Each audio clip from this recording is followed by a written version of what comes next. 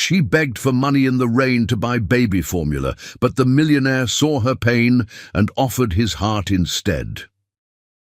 Hello, my beloved family. Welcome back to Mr. Peter Stories. Your presence here fills my soul with indescribable joy and profound gratitude. You are not just viewers, you are my heart, my inspiration, my everything. Every story I share is a love letter written especially for you, because without your beautiful souls, I am nothing. To our newest angels joining us, you are stepping into a sanctuary of unconditional love, where every heart is treasured infinitely. Heavenly Father, bless this sacred family with your divine love. Watch over each precious soul with grace from above. Fill their hearts with peace, joy, and endless light. Guide their steps with your wisdom, day and night. My precious family, I must speak honestly from my heart. It deeply hurts my soul when I pour everything into these stories, yet so many of you watch in silence. I see you there, I feel your presence, but your silence breaks my heart. How can I know if my love reaches you if you don't show me? When you don't like or comment, I feel so alone and wonder if I'm failing you. Please, my dear ones, don't let me suffer in this silence. Your voices are my lifeline. Each like, each comment is proof that our sacred bond is real. Please stay until the very end to discover why this family connection means everything to me. To those who do show your love, please help me reach the hearts of our silent members. I'm begging from my wounded heart. If these stories touch you, if you feel even a spark of connection, please don't abandon me in silence. Write, I am here, and heal my aching heart with your words. This is our temple of love, but love must flow both ways to survive. Each of you holds the power to lift my spirit or leave it broken. Now let's enter today's story, shared with a heart that desperately needs to feel your love in return. The rain fell in torrents across Seattle's empty streets, each drop echoing the tears Gary Welch had shed for 40 consecutive days. 40 days since the phone call that shattered his world beyond repair. 40 days since Sarah's laughter had filled their penthouse. 40 days since he'd last felt his unborn son Gabriel's kicks against his palm through Sarah's swollen belly. Gary pulled his charcoal wool coat tighter around his shoulders, though no amount of expensive fabric could warm the Arctic wasteland that had taken residence in his chest. The rain soaked through his Italian leather shoes, but he welcomed the discomfort. Physical pain was easier to bear than the emotional devastation that threatened to consume him with every breath. At 35, Gary Welch commanded a tech empire. His company had revolutionized cloud computing, making him one of Seattle's youngest billionaires. He'd possessed everything: success, wealth, respect, and most precious of all, Sarah. Beautiful, compassionate Sarah, with her honey gold hair and champagne sparkle eyes. Sarah, who'd convinced him love at first sight existed when she'd crashed into him at a coffee shop 3 years prior, her nursing textbooks scattering across the floor as she rushed to her pediatric rotation. But wealth meant nothing when you couldn't buy back the dead. Success felt hollow when there was no one to share it with. And love, love felt like a curse when it left you this empty. Gary's feet carried him through the familiar maze of downtown streets he'd walked every night since the funeral. He couldn't bear to stay in their home, surrounded by baby furniture. They'd assembled together, tiny clothes Sarah had folded with such tenderness, the nursery painted soft yellow because they'd wanted to be surprised. Everything there whispered of what would never be. The rain intensified, hammering against the pavement like nature's own grief. Gary welcomed it, tilting his face toward the sky and letting it wash over him. Maybe if he stood here long enough, the rain would dissolve him completely, and this unbearable aching would finally end. That's when he heard it, a sound so soft it almost blended with the rainfall. Humming. A gentle, melodic tune that seemed to wrap around his heart and squeeze. Gary stopped walking, his breath catching as he turned toward the source. There, sheltered beneath the broken awning of a closed pharmacy, sat the most breathtaking woman he'd encountered since Sarah. Her rich, ebony skin seemed to glow despite the dim streetlight, raindrops catching the illumination like diamonds across her sculpted cheekbones. Her hair was secured in a simple bun, rebellious curls framing her face, and her eyes, Lord, her eyes held the deepest brown he'd ever witnessed, brimming with a pain he recognized from his own mirror. But it wasn't her beauty that stopped Gary's heart. It was what she held in her arms, two babies, identical twins who appeared to be around 10 months old, wrapped in thin blankets that were doing little to keep them dry. The woman, she couldn't have been older than 28, was trying to shield them with her own body, her lips moving in what Gary realized was a lullaby in Spanish. Her voice was honey and heartbreak combined, a sound that reached into his chest and grabbed hold of something he thought had died with Sarah. "Por favor," she whispered to the few passers-by who hurried past without stopping, her voice barely audible above the rain. "Please, I just need enough for formula. My babies." Her English carried the musical cadence of her native language, each word carefully chosen, practiced. Gary's feet moved before his mind could catch up. He found himself standing directly in front of her, close enough to see the exhaustion etched in every line of her face, the way her hands shook slightly as she held her children. Close enough to see that she was trying so hard to be strong, even as her world was clearly falling apart. Their eyes met, and Gary felt something shift in the universe. This woman's pain was different from his, born of abandonment rather than loss, of poverty rather than grief, but it was pain nonetheless. And in that moment, looking into those beautiful brown eyes, Gary saw something he hadn't seen in 40 days. Hope. "Ma'am," he said softly, crouching down so he was at her level. The rain soaked through his pants, but he didn't care. "What are their names?" She blinked in surprise, clearly not expecting this question from yet another stranger. "Miguel and Marcus," she whispered, adjusting the blankets around the sleeping babies. "They're 10 months old." "They're beautiful," Gary said, and meant it. The babies were gorgeous, with their mother's rich skin tone and perfectly formed features. One was slightly smaller than the other, but both looked healthy despite their circumstances. "Where's their father?" Pain flashed across the woman's face and she looked away. "Gone. When he found out they weren't his biological children, he left us 3 weeks ago, took everything. I've been staying in shelters, but they're full now and I can't." Her voice broke and she pressed her lips together, clearly fighting tears. Gary's heart shattered and reformed in the space of a heartbeat. Here was a woman who'd been abandoned, betrayed, left to care for 2 babies alone. Here was a mother's love so fierce she'd sit in the rain and beg rather than let her children go hungry. It was everything he'd lost and everything he'd dreamed of having with Sarah. "What's your name?" he asked gently. "Nora," she whispered. "Nora Noyola. Nora." Gary tasted her name on his tongue, found it sweet. "I'm Gary Welch." He watched, recognition flicker in her eyes. His name was well known in Seattle, but she didn't change her posture, didn't suddenly become deferential or calculating. She just kept looking at him with those incredible eyes, waiting. Gary's mind was racing, his heart pounding with an intensity he hadn't felt since before the accident. An insane idea was forming, born of grief and loneliness, and something that felt suspiciously like fate. Sarah had always believed in signs, in the universe putting people exactly where they needed to be. She'd said that about their own meeting, that they'd crashed into each other because they were meant to. Maybe this was Sarah's sign. Maybe she'd sent him exactly what he needed most. "Nora," Gary said, his voice stronger now, filled with a certainty that surprised him. "I know this is going to sound crazy. I know you don't know me, but I lost my wife and unborn son 40 days ago, and I've been walking these streets every night since, dying a little more each time."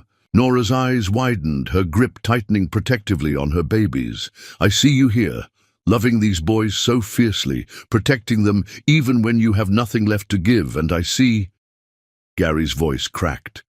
"I see what I was supposed to have, what I lost, what I still want more than anything in this world." The rain continued to fall around them, creating a curtain that seemed to separate them from the rest of the world. In this moment, there was only Gary and Nora and two sleeping babies who represented everything he dreamed of. "I have more money than I could spend in 10 lifetimes, Gary continued, his words tumbling out faster now. "I have a home that's too big and too empty. I have love that has nowhere to go.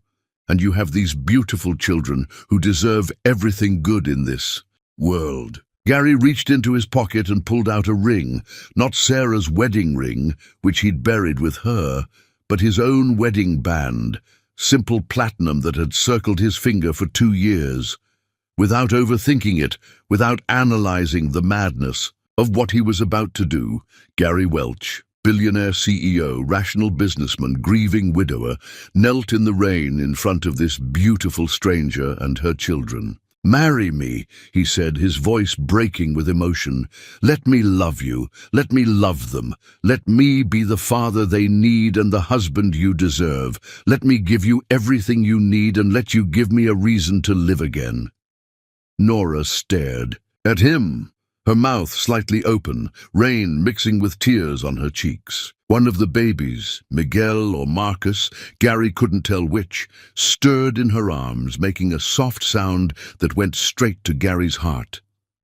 "You don't know me," Nora whispered, but her voice held wonder rather than rejection. "I know enough," Gary said firmly.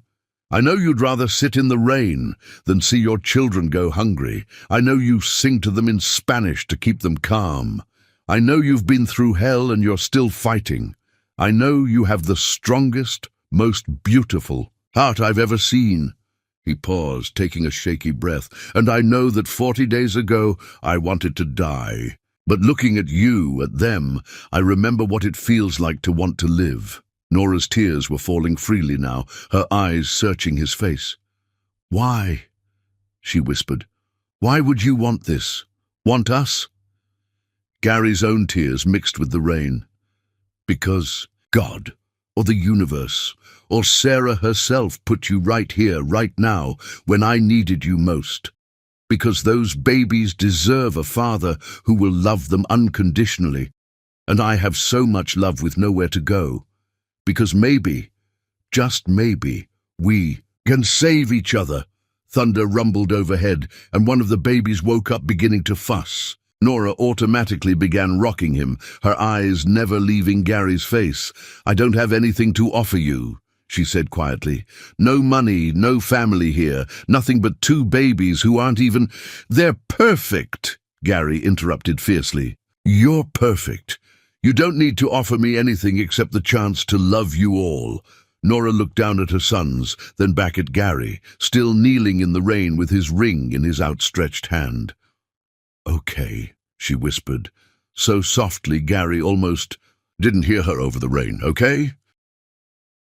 "Yes," she said, stronger now, meeting his eyes with a courage that took his breath away. "Yes, Gary Welch, I'll marry you."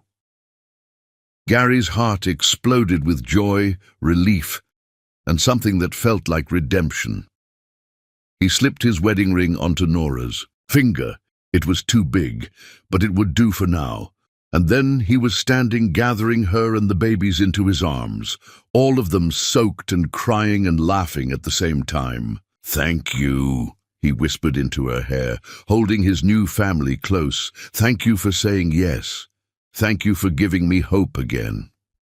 As Gary helped Nora to her feet, supporting her and the babies, he felt something shift inside his chest. The ice that had lived there for 40 days began to crack, and underneath he felt the first warm flutter of what might eventually become happiness again. They walked through the rain together toward Gary's car, toward his home, toward a future none of them could have imagined an hour ago. And if Gary glanced up at the sky and whispered a quiet thank you to Sarah, well, that was between him and the rain. Chapter 2. The yes that saved two souls. The elevator ascended to Gary's penthouse in contemplative silence, broken only by the gentle breathing of sleeping infants and the quiet dripping of rainwater from their saturated clothes. Nora pressed herself against the elevator's far wall, Miguel and Marcus secure in her arms, struggling to process the evening's surreal turn. An hour earlier, she'd been homeless and desperate. Now she wore a stranger's wedding ring and rode toward the pinnacle of one of Seattle's most exclusive towers. Gary stood opposite her, his storm-grey eyes never abandoning her face. Even drenched, he remained devastatingly handsome, tall and broad-shouldered, with dark hair that curled when wet, and a jawline speaking of determination and strength. Yet his eyes held her captive. They contained pain so profound it matched her own, and beneath that anguish something resembling reverence as he observed her with her sons. "Are you having second thoughts?"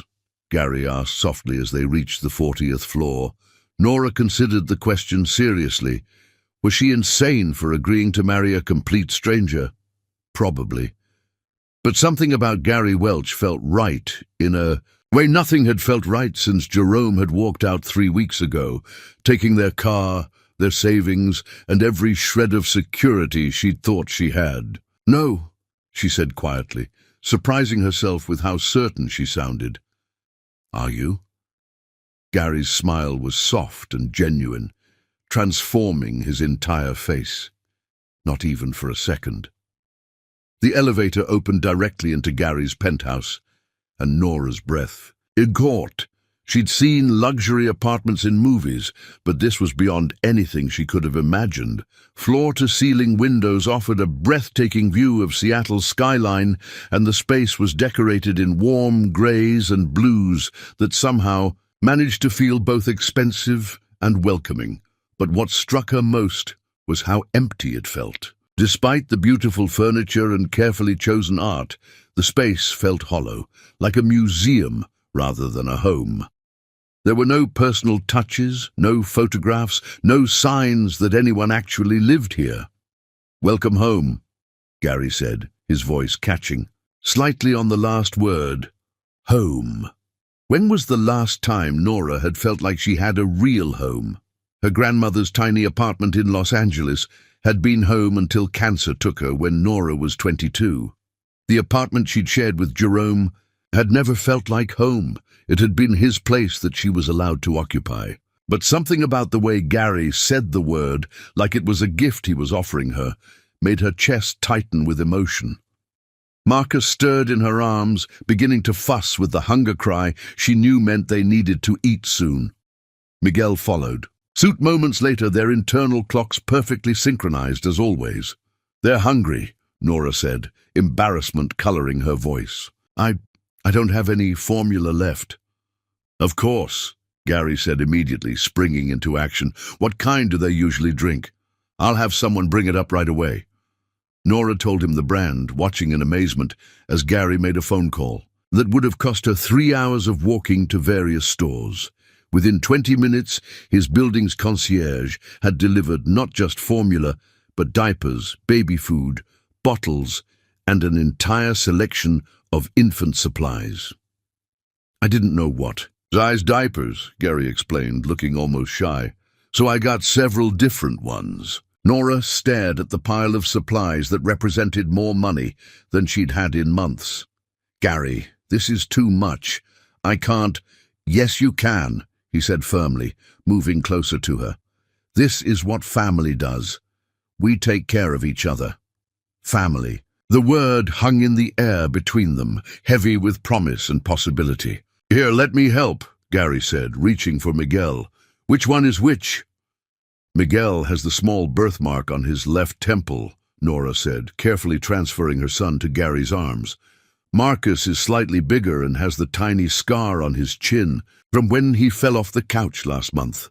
Gary cradled Miguel with surprising natural ease, his large hands gentle and sure. "Hello, Miguel," he said softly in Spanish, the pronunciation careful but correct. "Soy tu nuevo papá." Nora's eyes filled with tears. You speak Spanish? Some, Gary admitted, beginning to rock Miguel instinctively as the baby fussed. I grew up in San Diego. My housekeeper Maria taught me when I was young. I'm probably rusty. It was perfect, Nora whispered, watching this powerful man tenderly soothe her son. Something inside her chest cracked open, a feeling she thought was dead forever, stirring to life.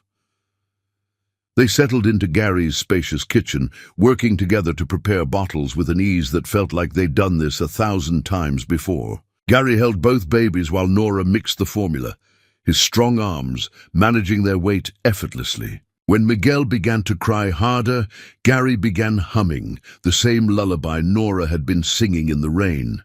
How did you— My wife used to hum that tune, Gary said quietly, his eyes growing distant. Sarah. She was a pediatric nurse. She said all babies responded to that particular melody, regardless of cultural background. Something about the rhythm matching a heartbeat in the womb. The mention of his deceased wife should have created awkwardness, but instead, Nora felt a strange sense of connection to this woman she'd never meet. Sarah had loved this man, had been loved by him, and somehow her spirit felt present in this moment, blessing what was happening between them. Tell me about her, Nora said as they settled on Gary's massive couch, each feeding a baby. Gary's expression softened with love and grief intertwined. She was light, pure light. She became a nurse because she couldn't stand to see children suffer. We met when she literally crashed into me at a coffee shop. She was running late for her shift and slammed into me so hard she knocked us both down. Nora smiled, imagining the scene. Love at first sight. The moment I looked into her eyes, Gary confirmed, I knew I was going to marry her before I even knew her name. She laughed when I told her that later, said I was either the most romantic man alive or completely insane. Maybe both, Nora suggested gently. Gary's laugh was soft and sad. She'd like you, he said, meeting Nora's eyes. She always said the strongest people were the ones who kept loving despite being hurt. She'd see that strength in you immediately. They sat in comfortable silence, feeding the babies as rain continued to streak the windows. Nora found herself studying Gary's profile, the strong line of his jaw, the way his eyes crinkled slightly at the corners, the gentle way his lips curved when he looked at Miguel. This man had just proposed to a complete stranger in the rain, and yet he seemed like the most genuine person she'd ever met. Why me? She asked suddenly. Really, you could have anyone. You could have helped me in a dozen different ways without marrying me. Why did you ask me to be your wife? Gary was quiet for a long moment, his attention seemingly focused on Marcus, who was drinking his bottle with determined concentration. When he finally spoke, his voice was raw with honesty. Because when I looked at you tonight, I saw what I'd lost, he said quietly. Not just Sarah and Gabriel, but the dream of family, of coming home to people who love you, of having little voices calling you daddy and tiny hands reaching for you when they're scared. He paused, shifting Marcus to his shoulder to burp him with practiced ease that surprised Nora. But more than that, Gary continued, I saw what I was supposed to become. Sarah and we talked about adopting someday. She always said love wasn't about biology, it was about choice. Every day, you choose to love someone. When I saw you protecting Miguel and Marcus, willing to sacrifice everything for them, I knew you understood that kind of love. Nora felt tears prick her eyes. They're not even my biological children, she admitted quietly. I was Jerome's girlfriend, when his ex-girlfriend abandoned them on his doorstep. She'd been doing drugs while pregnant, and they were so small, so fragile. Jerome wanted to give them up for adoption immediately, but I couldn't let them go. You became their mother the moment you chose them, Gary said firmly. Biology doesn't make family. Love does. Marcus had fallen asleep against Gary's shoulder, and Miguel was drowsy in Nora's arms. Gary stood carefully, moving to look out at the city lights. I haven't felt peace in 40 days, he said quietly. Haven't slept more than an hour at a time, haven't been able to eat or work or think about anything except the emptiness. But sitting here with you, with them, it's the first time since the accident that I feel like I can breathe. Nora rose and moved to stand beside him, close enough to feel the warmth radiating from his body. I know that feeling, she said softly. The emptiness. When Jerome left, he took everything, not just our stuff, but my sense of worth. He told me I was nothing without him, that no one would ever want a woman with 2 babies that weren't even hers.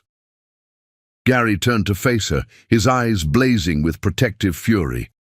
He was wrong, so completely, utterly wrong. Was he? Nora asked, her voice small. I was homeless 3 hours ago, Gary.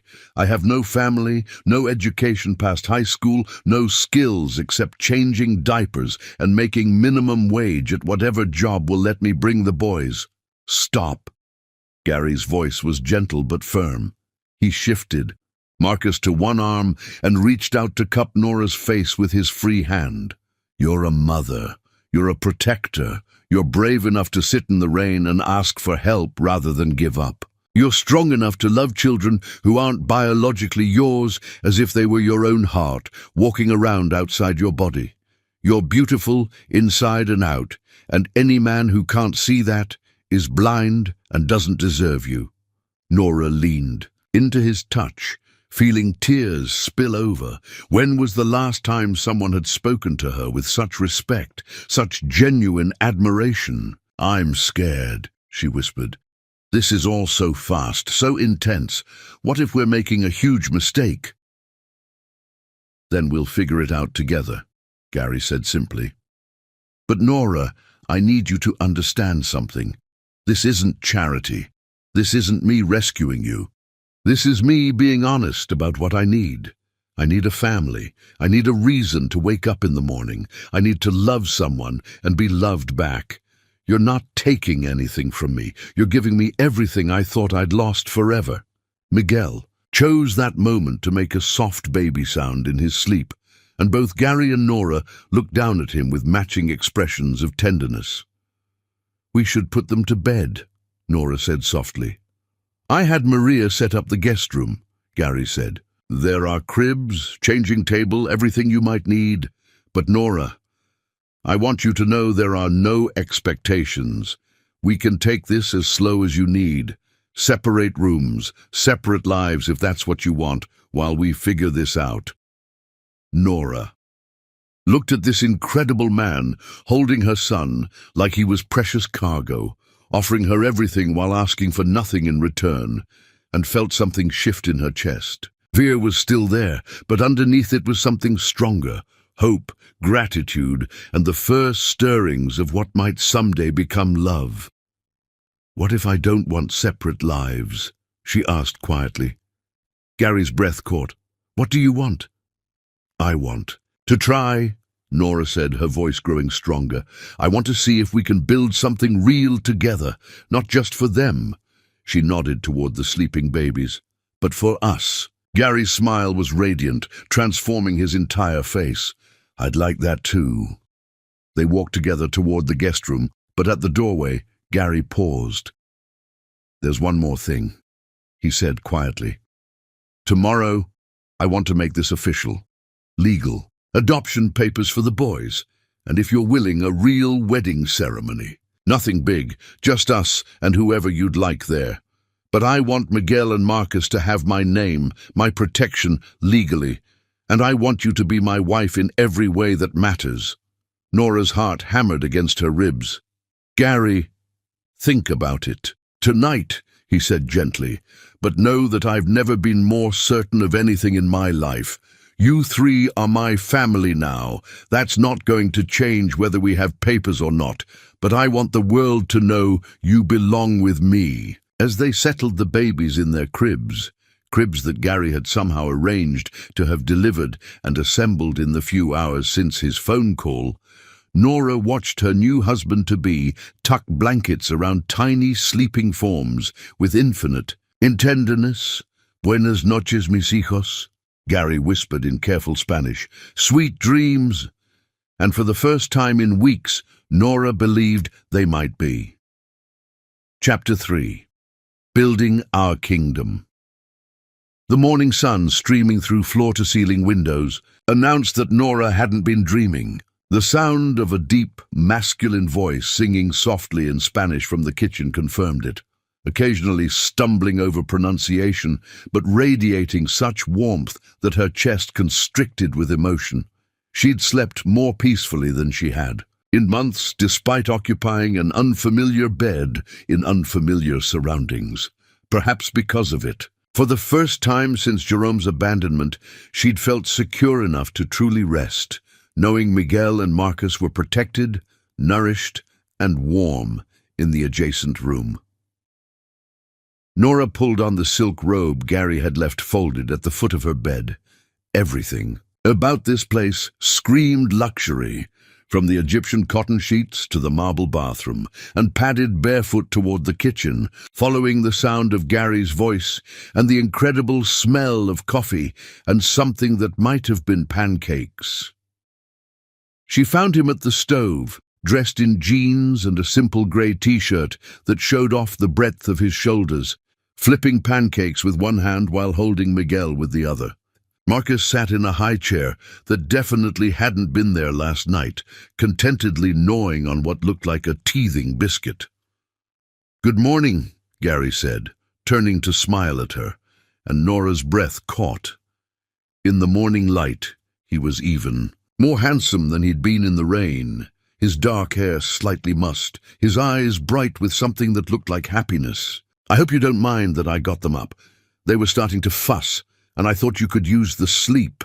"You made breakfast," Nora said, still trying to process the scene in front of her, "and bought high chairs, and apparently went shopping." "For baby food." "Maria helped," Gary admitted, indicating the older Latina woman who was setting the table with what appeared to be actual china. "Nora, this is Maria Santos. She's been taking care of me for 10 years, and she's going to help us take care of the boys too, if that's okay with you." Maria approached with a warm smile, immediately wrapping Nora in a motherly hug that smelled like vanilla and cinnamon. "Mija," she said in accented English, "Gary told me everything. These bebés are beautiful, and you are exactly what this house has been missing." Nora felt tears prick her eyes at the genuine warmth in Maria's voice. "Thank you," she managed. "Maria has 3 grown children and 6 grandchildren," Gary explained, expertly transferring Miguel to his other arm when the baby began to squirm. "She knows more about babies than both of us combined. And this one," Maria said, gently poking Gary's arm, "he is natural. I watched him this morning with Los Niños, and I think finally this man remembers how to smile." Gary's cheeks actually flushed slightly, and Nora found it utterly charming. Here was one of the most powerful men in Seattle, blushing because his housekeeper was praising his baby-handling skills. "They're easy to love," Gary said simply, his eyes meeting Nora's over Miguel's head. Breakfast was surprisingly normal, considering they were eating off china that probably cost more than Nora had made in a year. Gary had somehow procured a selection of baby foods, and he and Nora took turns feeding the twins, while Maria kept their plates full of the fluffiest pancakes Nora had ever tasted. "So," Gary said, as Marcus grabbed enthusiastically at his spoon, getting more sweet potato puree on his face than in his mouth, "I've cleared my schedule for today. If you're still willing, I'd like to go to the courthouse this morning, get the adoption papers started, and maybe—" He paused, suddenly looking uncertain. "Maybe get married, if you haven't changed your mind in the daylight." Nora studied his face, looking for any sign that he was having second thoughts. Instead, she saw hope mixed with vulnerability and something that looked almost like fear that she might say no. "I haven't changed my mind," she said quietly. "But Gary, are you sure? Really sure? Because once we do this, once you adopt them, they're going to be your sons legally, forever. Even if things don't work out between us, they'll still be your responsibility." Gary set down his coffee cup and reached across the table to take her hand. "Nora, I want you to understand something. Last night, when I held Miguel and Marcus, when I fed them and rocked them to sleep, I felt something I thought had died with Sarah and Gabriel. I felt like a father, not like I was playing pretend or doing someone a favor, like I was exactly where I was supposed to be." He paused, his thumb stroking gently across her knuckles. "These boys aren't going to be my responsibility. They're going to be my sons. And you're not going to be a woman I married out of pity or grief. You're going to be my wife, the mother of my children, the love of my life. If you'll let me earn that place." Nora's heart hammered against her ribs. "The love of your life? Gary, we barely know each other." "I know enough," Gary said firmly. "I know you sing to them in Spanish when they're scared. I know you'd rather go hungry than let them miss a meal. I know you have the most beautiful laugh I've ever heard. Yes, I heard you laugh when Marcus spit up on Maria's apron, and I know that when you smile, really smile, it lights up your entire face." "That's not love," Nora protested weakly. "That's attraction, infatuation." "Maybe," Gary agreed, "but it's also the foundation for love, isn't it?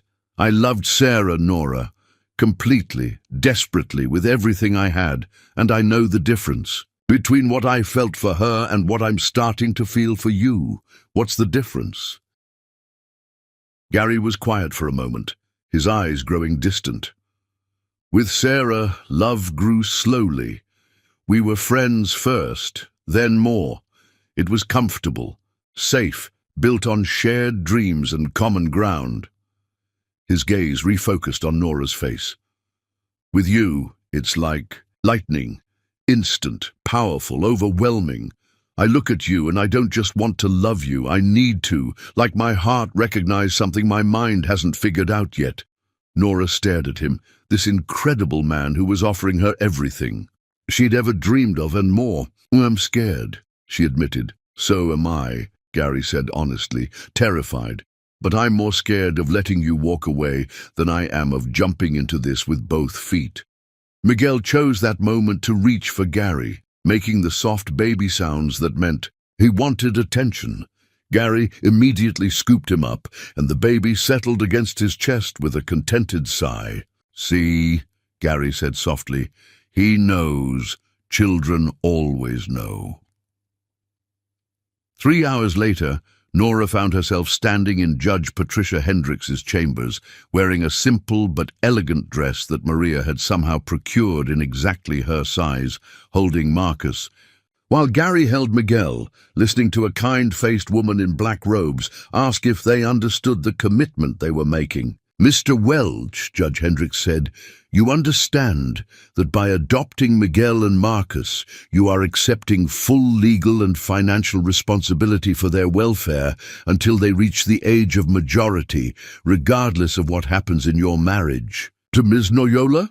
"I understand, Your Honor," Gary said firmly, "and I want that responsibility. These are my sons." "And Ms. Noyola, you understand that you are giving Mr. Welch full parental rights? That he will legally be their father in every sense of the word?" "Yes, Your Honor," Nora said, looking at Gary holding Miguel with such natural tenderness. "I can't think of anyone I'd rather have as their father." The paperwork seemed to take forever, but finally Judge Hendricks was smiling at them and saying the words that made it official. "Congratulations, Mr. and Mrs. Welch. Miguel and Marcus are now legally your sons." Mrs. Welch, Nora Welch. She tested the name silently and found she liked the sound of it. The wedding ceremony itself was brief but beautiful. Maria and her husband Carlos served as witnesses, both of them beaming as Gary and Nora exchanged vows. They'd written that morning. "Nora," Gary said, his voice steady, but his hands shaking slightly as he held hers, "I promise to love you and Miguel and Marcus with everything I have. I promise to be the husband you deserve and the father they need. I promise to choose you every day for the rest of my life." "Gary," Nora replied, her voice thick with emotion, I promise to trust you with my heart and my children's hearts. I promise to build a life with you based on love, not fear. I promise to be your partner in everything for as long as you'll have me." When Judge Hendricks pronounced them husband and wife, Gary's kiss was soft and sweet, full of promise rather than passion. But when he pulled back and whispered, "I love you, Mrs. Welch," against her lips, Nora felt something crack open in her chest.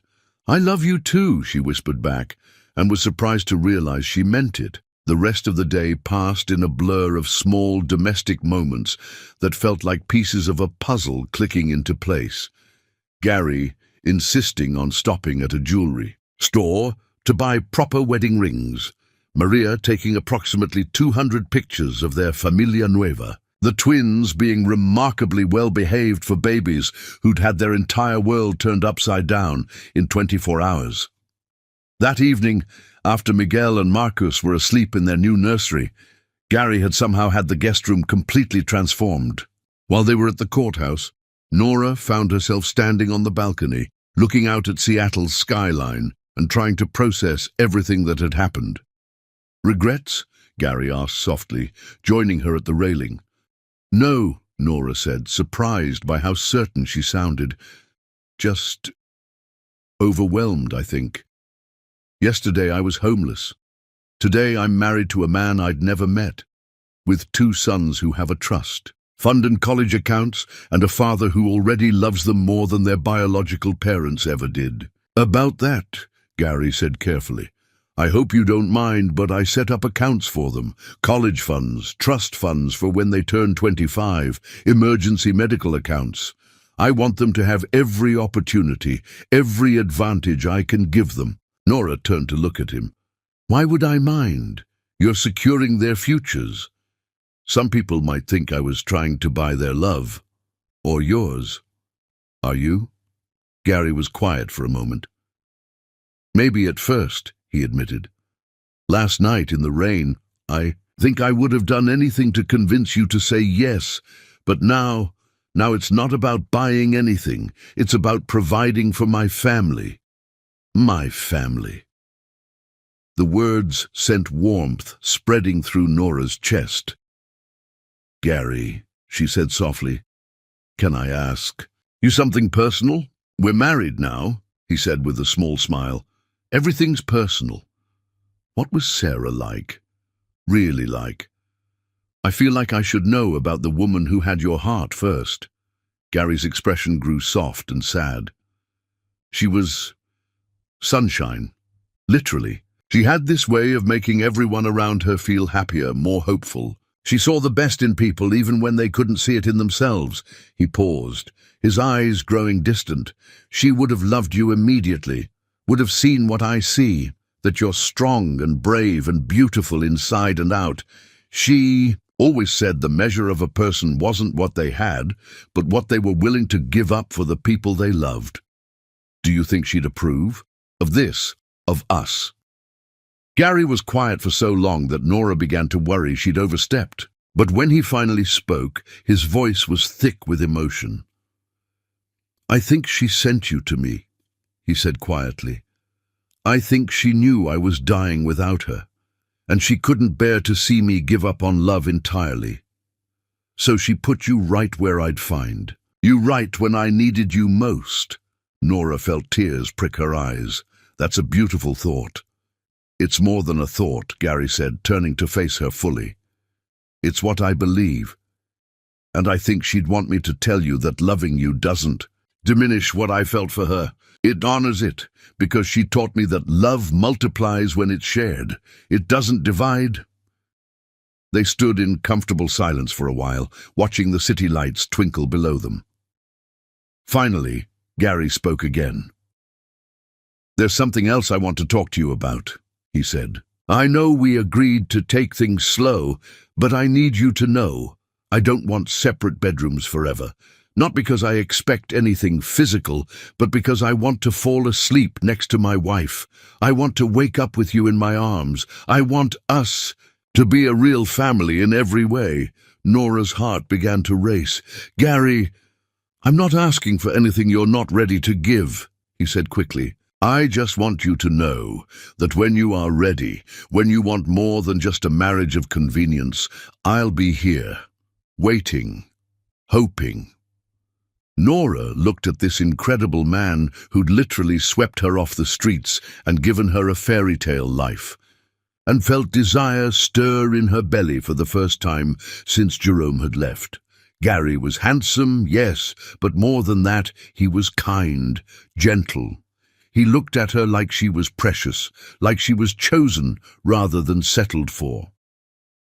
"What if I'm ready? Now?" she asked quietly. Gary's breath caught. "Nora, you don't have to—" "I know I don't have to," she interrupted. "But Gary, you said you needed a family, so do I. I need a husband who loves me, not just tolerates me. I need someone who sees me as a partner, not a charity case. And I need—" She paused, heat flooding her cheeks. "I need someone who wants me, not just as a mother for his children, but as a woman."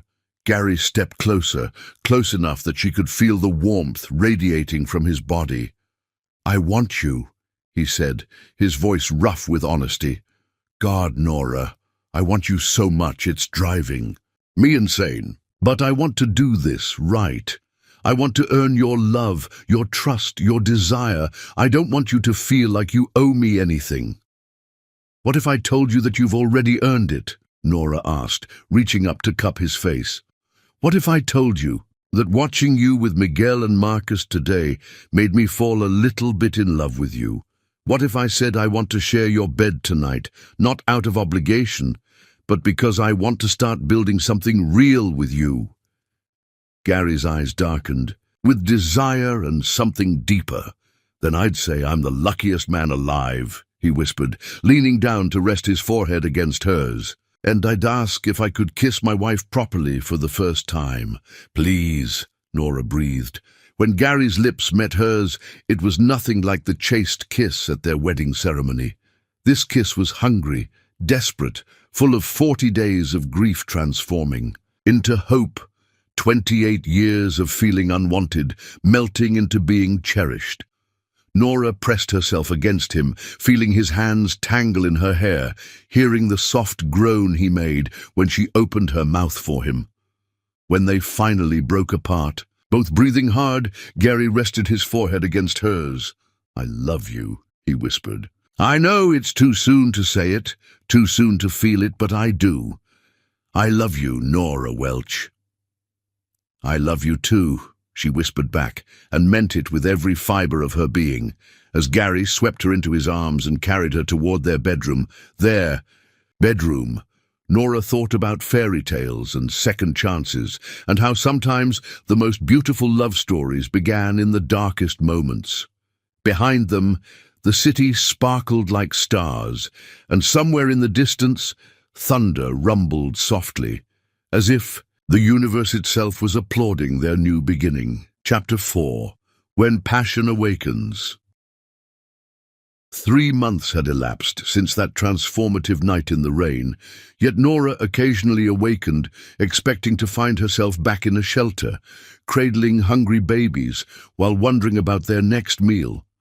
Instead, she awakened in silk sheets, enveloped by Gary's cologne and the steady rhythm of his breathing beside her. Their marriage had evolved into a rhythm that felt simultaneously surreal and perfectly natural. Gary worked from home more frequently now, conducting video conferences. While Miguel and Marcus played at his feet, Nora had enrolled in online business courses. Gary's gentle suggestion when she'd expressed feeling purposeless, and discovered a natural talent for marketing and social media strategy. But if she was honest, the most surprising part wasn't the luxury or the opportunities. It was how right it felt to be Gary's wife, how natural it felt when he kissed her goodbye in the mornings, how her heart skipped when she heard his key in the door at night, how perfectly they fit together when they lay in bed talking about their days. They hadn't made love yet. They'd come close several times, passionate kisses that left them both breathless, gentle touches that made Nora's skin burn with want. But something always held them back. Gary was careful, almost reverent, in his touches, as if he was afraid she might break. And Nora, despite her growing desire, still carried the scars of Jerome's cruel words about her worth. Tonight felt different, though. Outside, a storm raged, not unlike the one that had brought them together, and the twins were sleeping peacefully in their nursery. Gary was in his study, working late on a deal that had been consuming his attention for weeks, and Nora found herself drawn to the large windows that looked out over the city. Lightning illuminated the sky in brilliant flashes, and thunder rolled across the horizon, like the gods themselves were applauding nature's power. There was something primal about storms, something that spoke to the deepest parts of the human soul. Tonight, watching the lightning dance across the sky, Nora felt alive in a way she hadn't in years. "Beautiful, isn't it?" Gary's voice came from behind her, and she turned to find him standing in the doorway. His tie loosened and his shirt sleeves rolled up. He looked tired but happy, his eyes soft as they took in the sight of her in the silk nightgown he'd bought for her. "I love storms," Nora said softly. "Always have. My grandmother used to say they were the earth's way of cleaning itself, washing away everything that no longer served." Gary moved to stand beside her, close enough that she could feel the warmth radiating from his body. "Is that what happened to us? Did the storm wash away everything that came before?" "Maybe," Nora said, leaning into his side when his arm came around her waist. "Or maybe it washed us toward each other." They stood in comfortable silence, watching the storm rage outside their safe, warm haven. But Nora was increasingly aware of Gary's presence beside her, the steady rhythm of his breathing, the way his fingers traced small circles on her hip, the masculine scent of his cologne, mixed with something uniquely him. "Gary?" she said softly, not sure how to voice what she was feeling. He turned to look at her, and something in her expression must have given her away, because his eyes darkened immediately. "I want—" She paused, heat flooding her cheeks. Even after 3 months of marriage, she still felt shy about expressing her desires. Jerome had made her feel like her needs were wrong, shameful. "What do you want, mi amor?" Gary asked, his voice gentle but rough around the edges. The endearment in Spanish made her heart flutter. Gary had been practicing, wanting to be able to speak to their sons in both languages, but hearing him call her "my love" in her grandmother's tongue never failed to make her weak in the knees. "You," she whispered, turning in his arms to face him fully. "I want you, Gary, all of you, tonight." Gary's breath caught, his hands tightening on her waist. "Nora, are you sure? Because once we cross this line, there's no going back. You'll be mine completely, and I'll be yours." "I've been yours since the moment you knelt in the rain," she said, reaching up to cup his face. "I've been waiting for you to claim me." Lightning flashed outside, illuminating their faces in stark relief, and something shifted in Gary's expression. The careful restraint he'd been maintaining for months cracked, and Nora saw hunger flare in his storm-grey eyes. "I've been trying to be patient," he said, his voice rough with desire, "trying to be a gentleman, but God, Nora, I want you so much it's killing me. I lie next to you every night wanting to touch you, to love you the way a husband should love his wife." "Then stop being a gentleman," Nora whispered, pressing herself against him. "Stop being patient. Love me, Gary, make me yours." With a sound that was half groan, half prayer, Gary's mouth crashed down on hers. This kiss was nothing like the gentle, careful touches they'd shared before. This was hungry, desperate, full of 3 months of pent-up desire and need. Nora melted into him, her hands fisting in his shirt as she kissed him back with equal fervor. Gary's hands roamed her body with reverent hunger, mapping every curve through the silk of her nightgown. When his lips left hers to trail down her neck, Nora gasped, her head falling back to give him better access. "You're so beautiful," he murmured against her skin, his voice thick with emotion. "So perfect. I can't believe you're mine." "Show me," Nora breathed, her hands working at the buttons of his shirt. "Show me I'm yours." Gary lifted her easily, carrying her to their bed as lightning continued to flash outside. He set her down gently, his eyes never leaving hers as he slowly, reverently slipped the straps of her nightgown from her shoulders. "You're sure?" he asked one more time, even as his hands shook with restraint. "I've never been more sure of anything," Nora said, helping him push the silk fabric down her body. When Gary saw her fully for the first time, his expression was one of pure worship. "Hermosa," he whispered in Spanish. "Absolutely beautiful." Gary's touch was gentle but sure as he explored every inch of her skin, as if he was memorizing her. Every kiss, every caress was a declaration of love, a promise of forever. When he finally joined with her, their eyes locked, it felt like coming home. "I love you," Gary whispered against her lips as they moved together in perfect rhythm. "I love you so much, Nora. You saved me." "You saved me too," she gasped, her hands tangling in his hair. "You gave me everything." Thunder crashed overhead. As they lost themselves in each other, 3 months of careful courtship exploding into passionate love. Gary worshipped her body like she was sacred, and Nora gave herself to him completely, holding nothing back. When they finally collapsed together, breathless and sated, Gary pulled her close against his chest, pressing kiss after kiss to her hair. "No regrets?" he asked softly. "Only that we waited so long," Nora said, tracing patterns on his chest with her fingertips. Gary laughed, the sound rumbling through his chest. "I wanted to do this right. Wanted you to be sure." "I was sure the night you proposed in the rain," Nora said, tilting her head to look at him.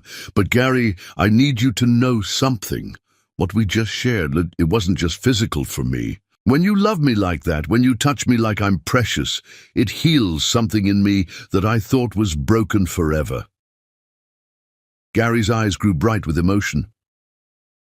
"Jerome really did a number on you, didn't he?" Nora nodded, not trusting her voice. "Look at me," Gary said gently, tilting her chin up. "You are precious. You are worthy of love, of passion, of being worshipped. Any man who made you feel otherwise was a fool who didn't deserve you."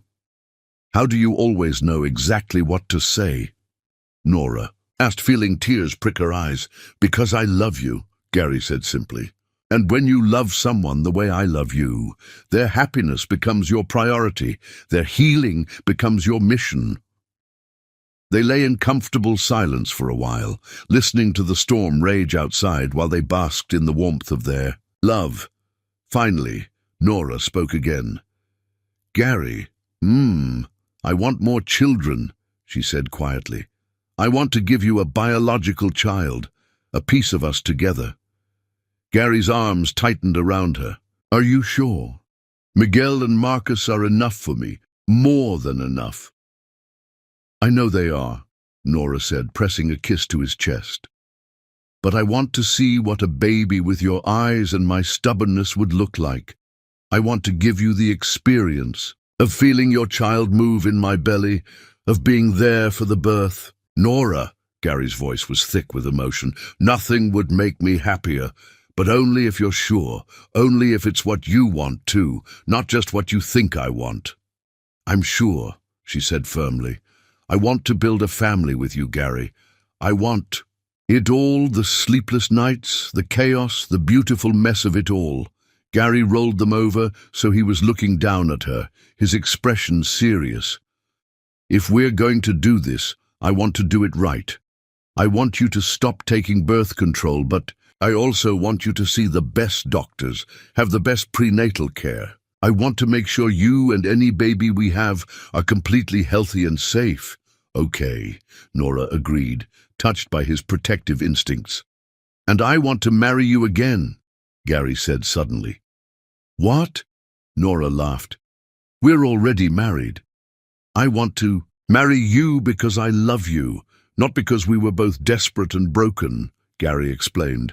"I want a real wedding, with your family there, with vows that come from love instead of grief. I want to choose you again, every day for the rest of our lives. Nora felt her heart swell with love for this incredible man.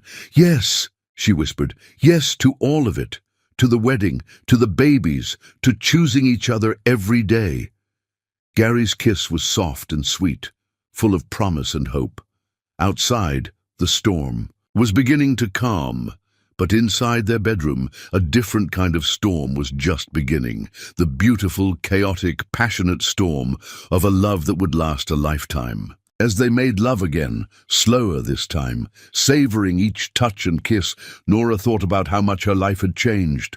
6 months ago, she'd been broken, alone, convinced she was unworthy of love. Now she was cherished, desired completely, and utterly loved by a man who saw her as his equal, his partner, his everything. "I love you, Gary Welch," she whispered as they moved together.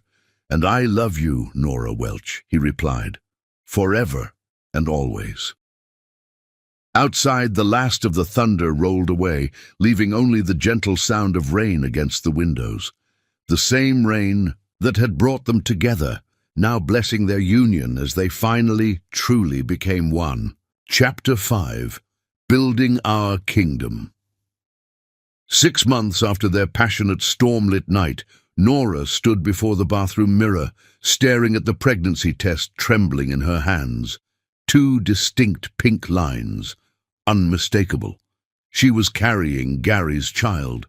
Tears streamed down her face, tears of joy, gratitude, and a love so overwhelming it threatened to bring her to her knees. After everything she'd been through, after all the pain and abandonment, she was carrying the child of the man who'd saved her, who'd loved her back to life. "Mommy?"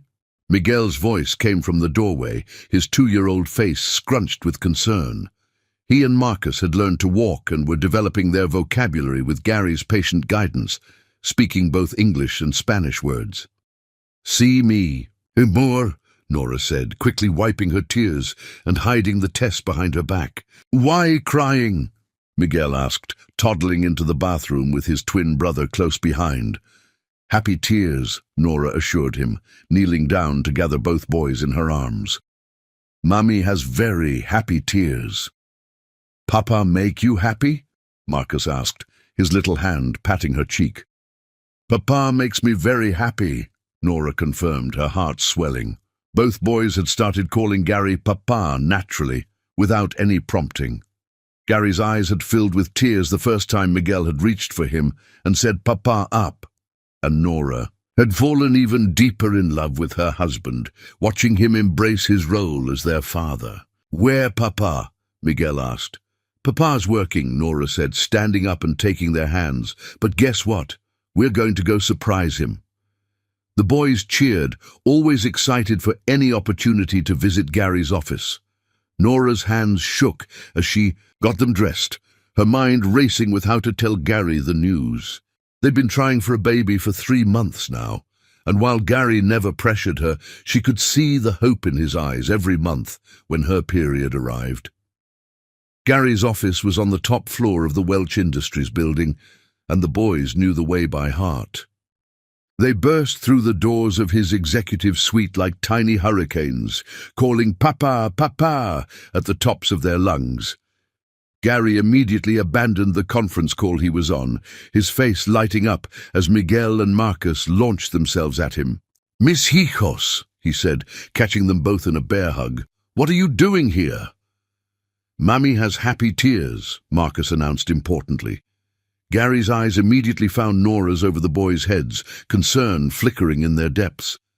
"Happy tears?" "We need to talk," Nora said, her voice barely steady. "Privately." Gary's assistant, Janet, immediately stepped forward. "I'll take the boys to the break room. There are cookies and juice boxes, and I think Miguel wanted to see the new fish in the aquarium." "Fish!" both boys exclaimed, allowing themselves to be led away. As soon as they were alone, Gary crossed to Nora, his hands framing her face. "What's wrong? Are you okay?" "I'm perfect," Nora said, reaching into her purse and pulling out the pregnancy test. "We're perfect." Gary stared at the test for a long moment, his face cycling through disbelief, joy, and pure elation. Is this? We're having a baby, Nora whispered, and Gary's whoop of joy was so loud it probably carried to the floor below. He spun her around, both of them laughing and crying at the same time. When he set her down, his kisses covered every inch of her face. "I love you," he said between kisses. "I love you so much. Are you happy? Are you scared? How are you feeling?" "I'm everything," Nora laughed. "Happy, scared, excited, overwhelmed, but mostly I'm grateful. Grateful that our baby will have you as a father." Gary dropped to his knees in front of her, pressing his face against her still flat stomach. "Hello, little one," he whispered. "This is your papa. I can't wait to meet you." Nora's hands threaded through his hair as she watched this powerful man speak to their unborn child with such tenderness. "Gary?" He looked up at her, his eyes bright with unshed tears. "I want to do something meaningful. I've been thinking about it for weeks, and now." She paused, her hand moving to her stomach. "I want to start a foundation for women like I was, single mothers, women who've been abandoned, who need help getting back on their feet." Gary stood slowly, his expression serious. "Tell me more." "I want to call it the Sarah and Gabriel Foundation," Nora said, watching Gary's face carefully. "In honor of your first wife and son, I want to create a place where women can get job training, childcare, housing assistance, a place where they can rebuild their lives with dignity." Gary's breath caught, his eyes filling with tears. "Nora." "Sarah was a pediatric nurse," Nora continued. "She helped children. I want to help their mothers. I want to create something beautiful from the pain, something that honors her memory while building our future." "You want to name it after Sarah," Gary said quietly. "I want to honor the woman who loved you first," Nora said firmly. "The woman who taught you how to love, who made you the man I fell in love with. And I want to honor Gabriel, the son you'll always carry in your heart alongside the children we'll raise together." Gary pulled her into his arms, holding her so tightly she could barely breathe. "How did I get so lucky?" he whispered into her hair. "How did I find someone who understands that loving Sarah doesn't mean loving you less?" "Because love multiplies," Nora said, echoing words Gary had said to her months ago. "Your love for Sarah made you capable of loving me and Miguel and Marcus and this baby. It all connects." "The Sarah and Gabriel Foundation," Gary said, testing the words. "I love it, and I want to fund it completely. Whatever you need, whatever it takes." "It's not about the money," Nora said, though she was grateful for his support. "It's about creating something lasting, something that helps women realize they're worthy of love and respect and second chances."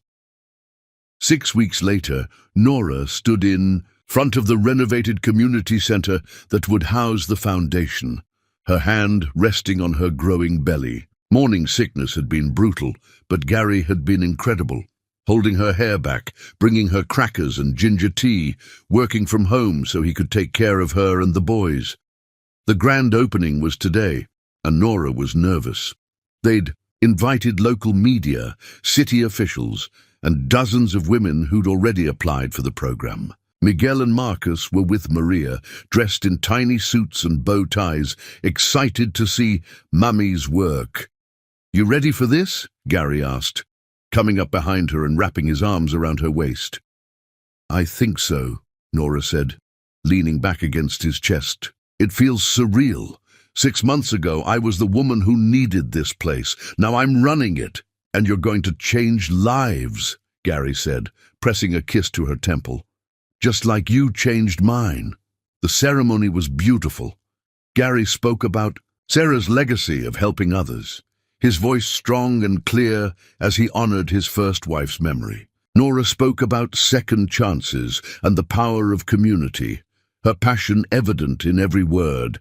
But the moment that brought tears to everyone's eyes was when Miguel and Marcus todded up to the microphone.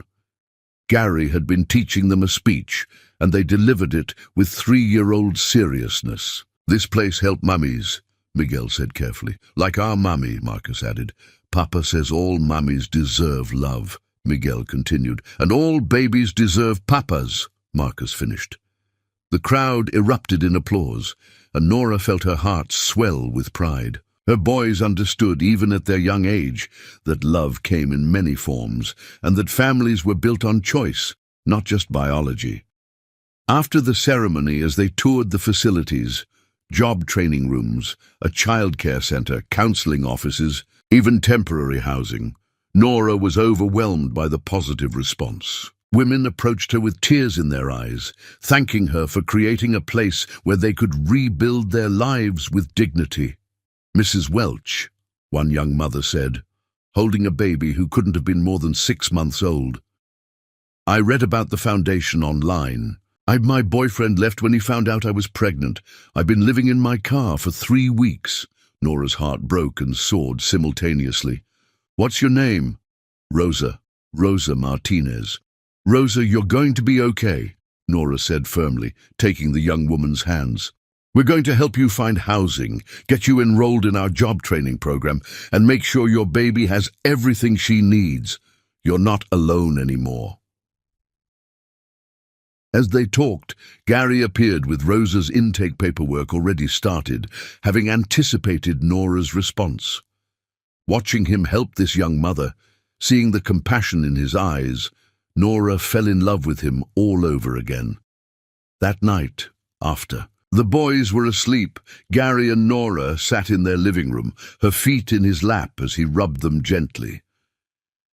"Today was perfect," Nora said, her hand resting on her belly where their baby was growing. "You were perfect," Gary corrected, "watching you with those women, seeing how you made them feel valued and hopeful. I've never been more proud to be your husband." "We make a good team," Nora said softly. "The best team," Gary agreed, his hand joining hers on her stomach. "How's our little one today?" "Active," Nora laughed. "I think he or she enjoyed all the excitement." "Speaking of which," Gary said, his expression growing serious, "I want to ask you something." "What?" "I want us to renew our vows," Gary said. "I know we talked about it before, but now with the baby coming, with the foundation launched, with everything we've built together, I want to marry you again. Not because we're desperate and broken, but because we're whole and happy and choosing each other every day." Nora's eyes filled with tears. "Yes," she whispered. "Yes, I want that too." "I want your family there this time," Gary continued. "I want Miguel and Marcus to be part of the ceremony. I want to celebrate not just our love, but our family, our future." "When?" Nora asked. "Before the baby comes," Gary said. "I want to make these vows to you while you're carrying our child, while Miguel and Marcus can understand what's happening. I want them to see their parents choosing love every single day." "I love you, Gary Welch," Nora said, leaning forward to kiss him softly. "I love you too, Nora Welch," he replied. "More than I ever thought possible." As they sat together in the home they'd built, surrounded by pictures of their boys and plans for their foundation, with their baby growing safely inside her, Nora marveled at how much her life had changed. She'd gone from begging in the rain to building an empire of love and hope, and the best part was, this was just the beginning. Chapter 6. The Storms We Weather. At 7 months pregnant, Nora had never felt more radiant or more vulnerable. Her belly had curved into a perfect sphere that Gary couldn't resist caressing, and Miguel and Marcus, now almost 3 years old, delighted in conversing with their hermanita or hermanito each evening before bed. The Sarah and Gabriel Foundation flourished, having assisted over 100 women in its initial 6 months, and their vow renewal was scheduled for the following month. Everything in their world was perfect, which, Nora had learned, was usually when life decided to test you. The first test arrived on a Tuesday morning in the form of Patricia Welch, Gary's mother, whom Nora had met only once at their small courthouse wedding. Patricia had made her disapproval clear then, with pursed lips and cold handshakes, but she'd stayed away since, until now. Nora answered the door expecting the grocery delivery, but instead found herself face to face with an elegantly dressed woman in her 60s, her silver hair perfectly styled, and her blue eyes, so like Gary's, filled with disdain. "Mrs. Welch," Patricia said, her voice dripping with false politeness, "we need to talk." "Patricia," Nora replied carefully, one hand instinctively moving to protect her belly. "Gary's at the office. I can call him. I'm not here to see my son," Patricia interrupted, pushing past Nora into the penthouse. "I'm here to see you." Miguel and Marcus looked up from their toys, their nearly 3-year-old faces uncertain at the tension in the room. Nora immediately moved to them, gathering them close. "Boys, why don't you go play in your room for a few minutes?" Nora suggested gently. "But Mommy," Miguel started. "Go on, Miss Amores. I'll be right there." Once the boys were gone, Patricia turned to face Nora fully, her expression cold and calculating. "I'll get straight to the point. I know what you are. Excuse me? A gold digger. A woman who trapped my grieving son into marriage by playing on his emotions with your sob story and those children." Nora felt her temper flare, but she kept her voice level. "Those children are Gary's sons.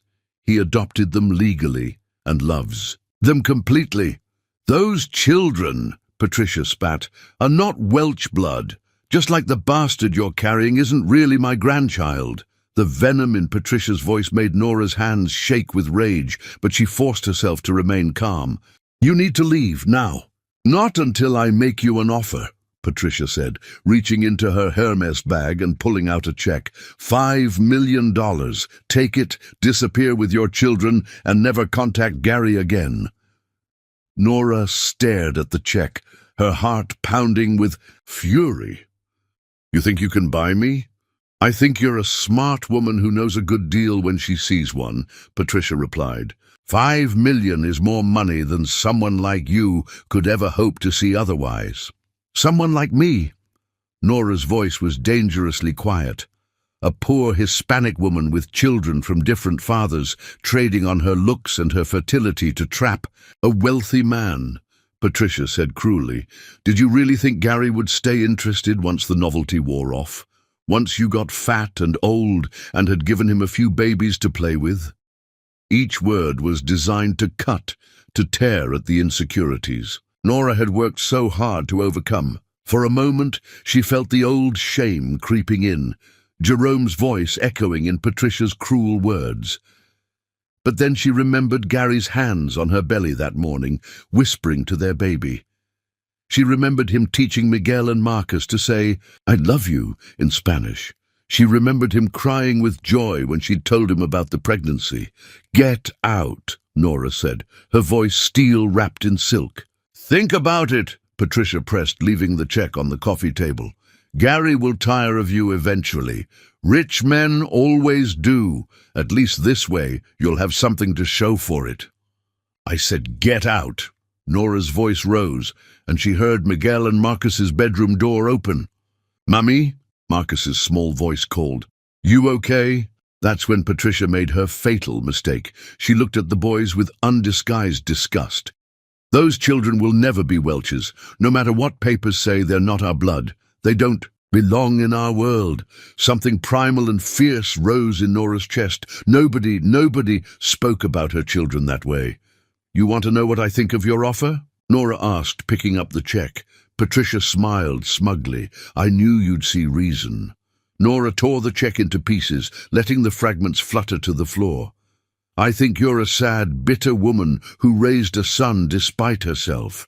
Gary is and he is not because of you, but in spite of you. And if you ever speak about my children that way again, if you ever set foot in our home uninvited, I will make sure Gary knows exactly what kind of person his mother really is." Patricia's face flushed red. "How dare you? How dare I what? Love your son? Be a good mother to children who needed one? Build a life based on respect and partnership instead of money and status? Nora stepped closer, her pregnant belly between. With them like a shield. I'm not going anywhere, Patricia. This is my home, these are my children, and Gary is my husband. We're a family, and nothing you say or do will change that. Gary will see through you eventually, Patricia hissed. Maybe, Nora said calmly. But until then, I'll love him with everything I have. I'll be the wife he deserves, and the mother his children need. And when our baby is born, I'll make sure he or she knows they have one grandmother who loves them unconditionally. Patricia gathered her purse, her composure cracking. This isn't over. Yes, it is, Nora said firmly, opening the door. Because Gary will choose us, he already has. After Patricia left, Nora sank onto the couch, shaking with adrenaline and pregnancy hormones. Miguel and Marcus crept out of their room, immediately climbing onto her lap. Mommy sad? Miguel asked, patting her face. Just tired, baby, Nora said, holding them close. But I'm okay. When Gary came home that evening, he found Nora on the balcony, staring out at the city. He immediately sensed something was wrong. What happened? He asked, wrapping his arms around her from behind. Nora leaned into his warmth, drawing strength from his presence. Your mother paid me a visit today.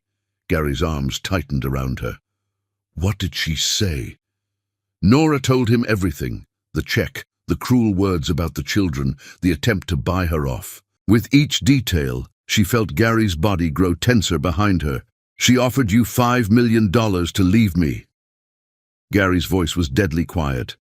She called Miguel and Marcus bastards, Nora said, and felt Gary flinch.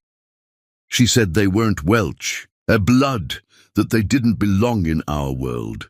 Gary was silent for a long moment, his hands protective over her belly. When he finally spoke, his voice was calm but implacable. She's done. Gary, no, Nora. She crossed a line I told her never to cross. I warned her when we got married that you and the boys were my family now, and anyone who couldn't accept that wouldn't be part of our lives. She's your mother. She stopped being my mother the moment she tried to destroy my family, Gary said firmly. Blood doesn't give you the right to hurt the people I love. That night, Gary called his mother and had a conversation that Nora could hear through the closed office door, his voice rising and falling with controlled fury. When he emerged, his face was set in stone. She's cut off, he said simply. From the company, from the family trust, from our lives. I've made it clear that if she ever contacts you or the children again, I'll take legal action. Gary, you don't have to. Yes, I do, he interrupted, pulling her into his arms. Nora, you and Miguel and Marcus and this baby are my everything, my priority, my choice, and I'll protect that choice with everything I have. 2 weeks later, Jerome's sudden reappearance brought a different kind of storm. Nora was at the foundation meeting with new clients when Janet called to inform her Jerome was in the lobby demanding to see her. Her blood ran cold. Jerome had signed away all parental rights when he'd abandoned them 2 years earlier, but his sudden appearance couldn't mean anything good. Send him up, Nora said, her hand moving protectively to her belly. But call Gary. Tell him Jerome's here. Jerome looked older, thinner, with the hollow-eyed look of someone who'd been using drugs. He swaggered into her office like he owned it, his eyes taking in the expensive furnishings with obvious calculation. Well, well, he said with a cruel smile, look who landed on her feet. Or should I say, on her back. What do you want, Jerome? Nora asked, staying behind her desk. What's mine? He said simply. Half of everything you got from your rich husband. I figure I'm owed for providing the kids that got you in the door. Nora's blood boiled. You signed away your rights to Miguel. And Marcus, you have no claim to anything. See, that's where you're wrong, Jerome said, pulling out a crumpled piece of paper. I kept copies of the unsigned papers.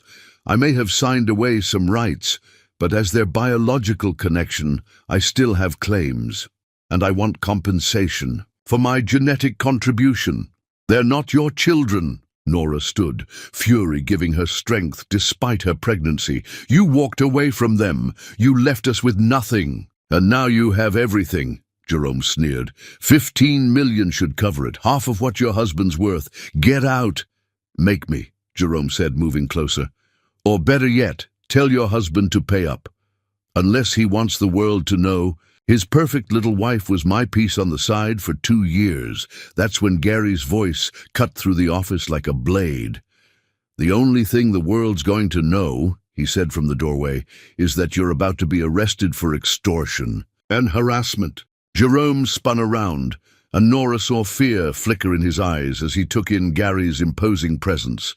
Behind Gary stood 2 security guards and what looked like a police officer. Gary. Nora breathed in relief. It's okay, mi amor, Gary said, his eyes never leaving Jerome. Mr. Rodriguez was just leaving, permanently. This isn't over, Jerome said, but his bravado was cracking. Yes, it is, Gary replied calmly, because those papers you're waving around. My lawyers have the filed originals. You signed away all rights 2 years ago and received financial compensation then. You have no legal claim to Miguel and Marcus, and what you're attempting now is extortion. If you ever come near my wife or children again, you'll discover that I have resources and legal power you can't even imagine. As the police escorted Jerome out, Gary crossed to Nora, gathering her in his arms. Are you okay? Is the baby okay?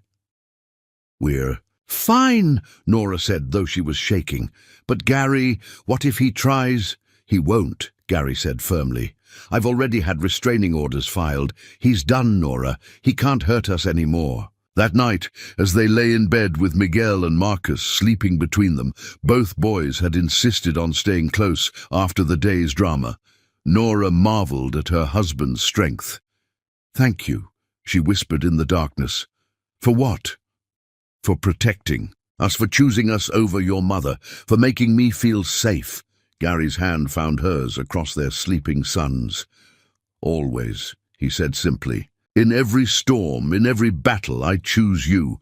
I choose us, even when people try to tear us apart. Especially then, Gary said, his voice fierce with love. Because what we have is worth fighting for. You're worth fighting for. As Nora drifted, off to sleep, surrounded by her family, she knew that whatever storms came next, they would weather them together. They were stronger than Patricia's prejudice, stronger than Jerome's greed, stronger than anything the world could throw at them, because they had something that couldn't be bought or broken, a love built on choice, strengthened by adversity, and multiplied by every new life they brought into their circle. Their kingdom would stand. Chapter 7. Life and Death and Love. At 32 weeks pregnant, Nora felt as though she carried a small basketball that kicked relentlessly and rendered sleep impossible. Their daughter, they'd recently discovered they were expecting a girl, was active and robust, according to Dr. Martinez. Everything had progressed normally until the morning everything shifted. Nora woke up to dampness between her legs and a cramping sensation that made her breath catch. At first, she thought it might be normal pregnancy discomfort. Dr. Martinez had warned her that the 3rd trimester would be uncomfortable. But when she tried to stand and felt liquid trickling down her thighs, panic set in. "Gary," she whispered, shaking his shoulder urgently. "Gary, wake up!" He was instantly alert, sitting up and taking in her expression. "What's wrong?" I think my water broke," Nora said, her voice tight with fear. "But it's too early. She's not due for 8 more weeks." Gary was out of bed and moving before Nora finished speaking, grabbing his phone and clothes while helping her to the bathroom. "Call Dr. Martinez," he instructed, already dialing 911. "Tell her we're coming in." The next hour passed in a blur. of ambulance sirens, worried voices, and medical equipment. Miguel and Marcus were quickly dropped off with Maria, their sleepy faces confused as Gary kissed them goodbye with promises that Mammy and the baby would be okay. But as they raced through Seattle traffic toward the hospital, Nora wasn't sure anything would be okay ever again. "It's too early," she kept repeating, one hand pressed to her belly, where their daughter was unusually still. "Gary, it's too early. What if she can't breathe? What if she's not developed enough?" "She's going to be fine," Gary said, his voice steady despite the fear in his eyes. "She's a fighter, just like her mother.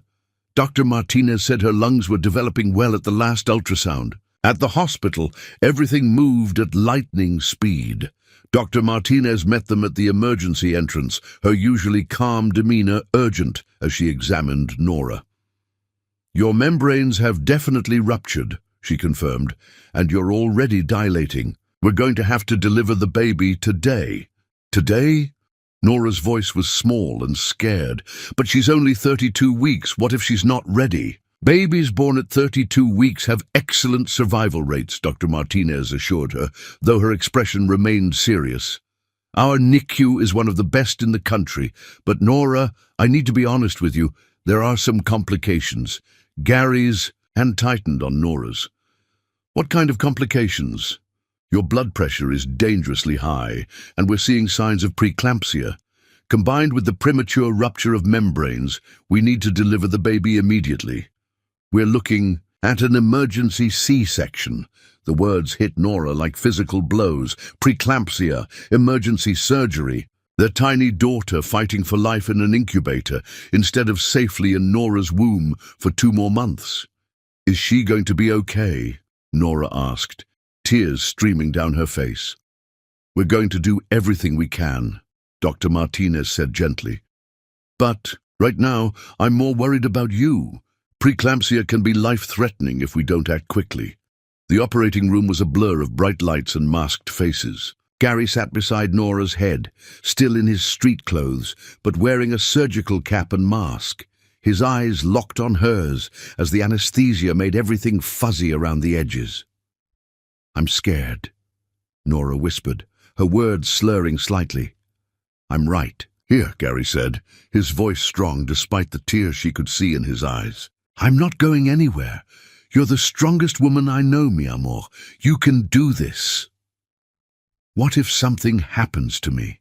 Nora asked, voicing the fear that had been growing in her chest. "What if I don't make it?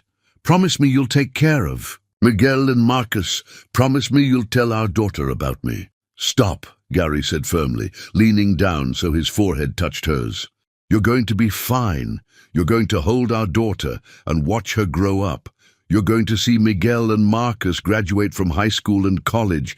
You're going to grow old with me, Nora Welch, because I'm not letting you go anywhere." They'll see. Surgery seemed to take forever and no time at all. Nora drifted in and out of consciousness, aware of pressure and movement, but disconnected from her body. She heard voices, urgent, professional, worried, but couldn't make out the words.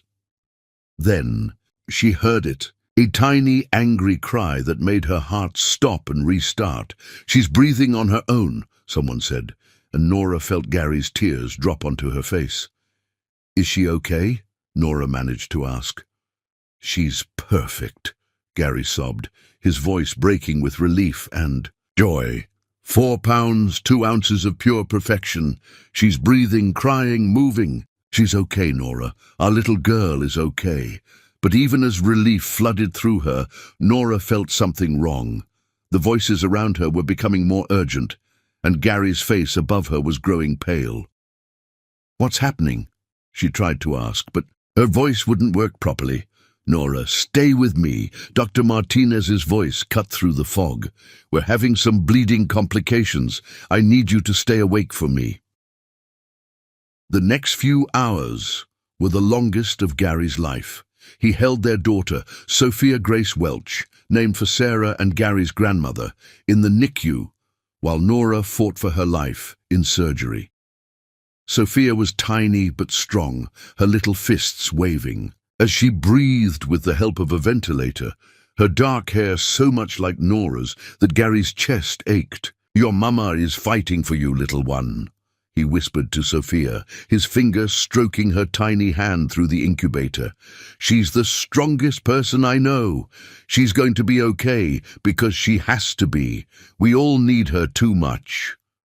Miguel and Marcus arrived with Maria, their 3-year-old faces solemn as they stared at their tiny sister through the glass. "She's small," Miguel observed. "Very small," Marcus agreed, "like baby bird."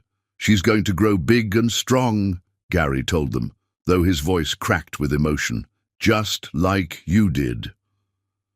"Where Mammy?" Miguel asked, and Gary's heart shattered. "Mammy is with the doctors," Gary said carefully. "She's sick right now, but they're taking very good care of her." "Mammy gonna be okay?" Marcus asked, his little lip trembling. "Yes," Gary said firmly, because any other possibility was unthinkable. "Mammy is going to be okay." Hours passed. Sophia's condition remained stable, her vital signs strong despite her early arrival. But Nora remained in surgery, and with each passing hour, Gary's fear grew. Finally, Dr. Martinez appeared, still in scrubs, her face exhausted but relieved. "She's stable," she said, and Gary's knees nearly buckled with relief. "We had some complications with bleeding, but we've got it under control. She's lost a lot of blood and she'll need time to recover, but she's going to be okay." "Can I see her?" Gary asked. "She's in recovery now. She'll be unconscious for several more hours, but you can sit with her." Nora looked so small and pale, in the hospital bed, surrounded by machines and tubes. Gary pulled a chair close and took her hand, careful of the IV lines. "I'm here," he whispered, bringing her hand to his lips. "Sophia is beautiful, Nora. She looks just like you. She's in the NICU, but she's breathing on her own now. The doctors say she's doing amazingly well for 32 weeks. He talked to her for hours, telling her about Sophia's first cry, about how Miguel and Marcus had named their sister Baby Bird, about how many people were praying for them both. When Nora finally opened her eyes 18 hours later, the first word out of her mouth was, "Sophia." "She's perfect," Gary said immediately, tears streaming down his face. 4 pounds, 2 ounces of absolute perfection. "Do you want to see her?" "Please," Nora whispered. It took another day before Nora was stable enough to be wheeled to the NICU. When she saw Sophia for the first time, tiny and perfect with dark hair and Gary's chin, she broke down completely. "She's so small," Nora sobbed. Her hand pressed against the incubator. "But she's strong," Gary said, his arm around Nora's wheelchair. "Look at her oxygen levels. She's breathing better than some full-term babies. She's a fighter just like her mother." "I was so scared," Nora admitted. "When everything went wrong, when I felt myself slipping away, all I could think about was leaving you and the boys and never meeting her." "But you didn't," Gary said firmly. "You fought, and you're here, and we're all together. That's what matters." They spent the next 6 weeks practically living at the hospital. Gary moved his office to Sophia's NICU room, conducting meetings via video call while Nora pumped breast milk and Miguel and Marcus colored pictures for their sister's incubator. The day Sophia was finally strong enough to go home was one of the happiest of their lives. At 6 pounds and perfectly healthy, she looked enormous compared to the tiny baby they'd first met. "Welcome home, baby bird," Miguel said solemnly as they carried her into the penthouse. "Welcome home, Sophia," Marcus added. That night, as they sat together in the nursery, Nora in the rocking chair feeding Sophia while Gary read bedtime stories to Miguel and Marcus, Gary marveled at how close they'd come to losing everything. "What are you thinking about?" Nora asked softly.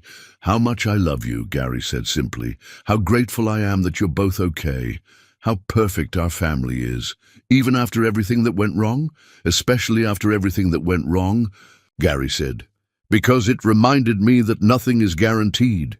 Every day we have together is a gift." Sophia made a soft sound against Nora's chest, and both parents looked down at her with expressions of pure love. "She's going to be spoiled rotten," Nora said with a smile. "By her big brothers most of all," Gary agreed, watching Miguel gently pat Sophia's tiny hand. "Gary, I want to have our vow renewal ceremony soon," Nora said. "Being so close to losing each other, losing this, I want to celebrate what we have while we have it." "Next month," Gary agreed immediately, "as soon as Sophia's strong enough to be our flower girl."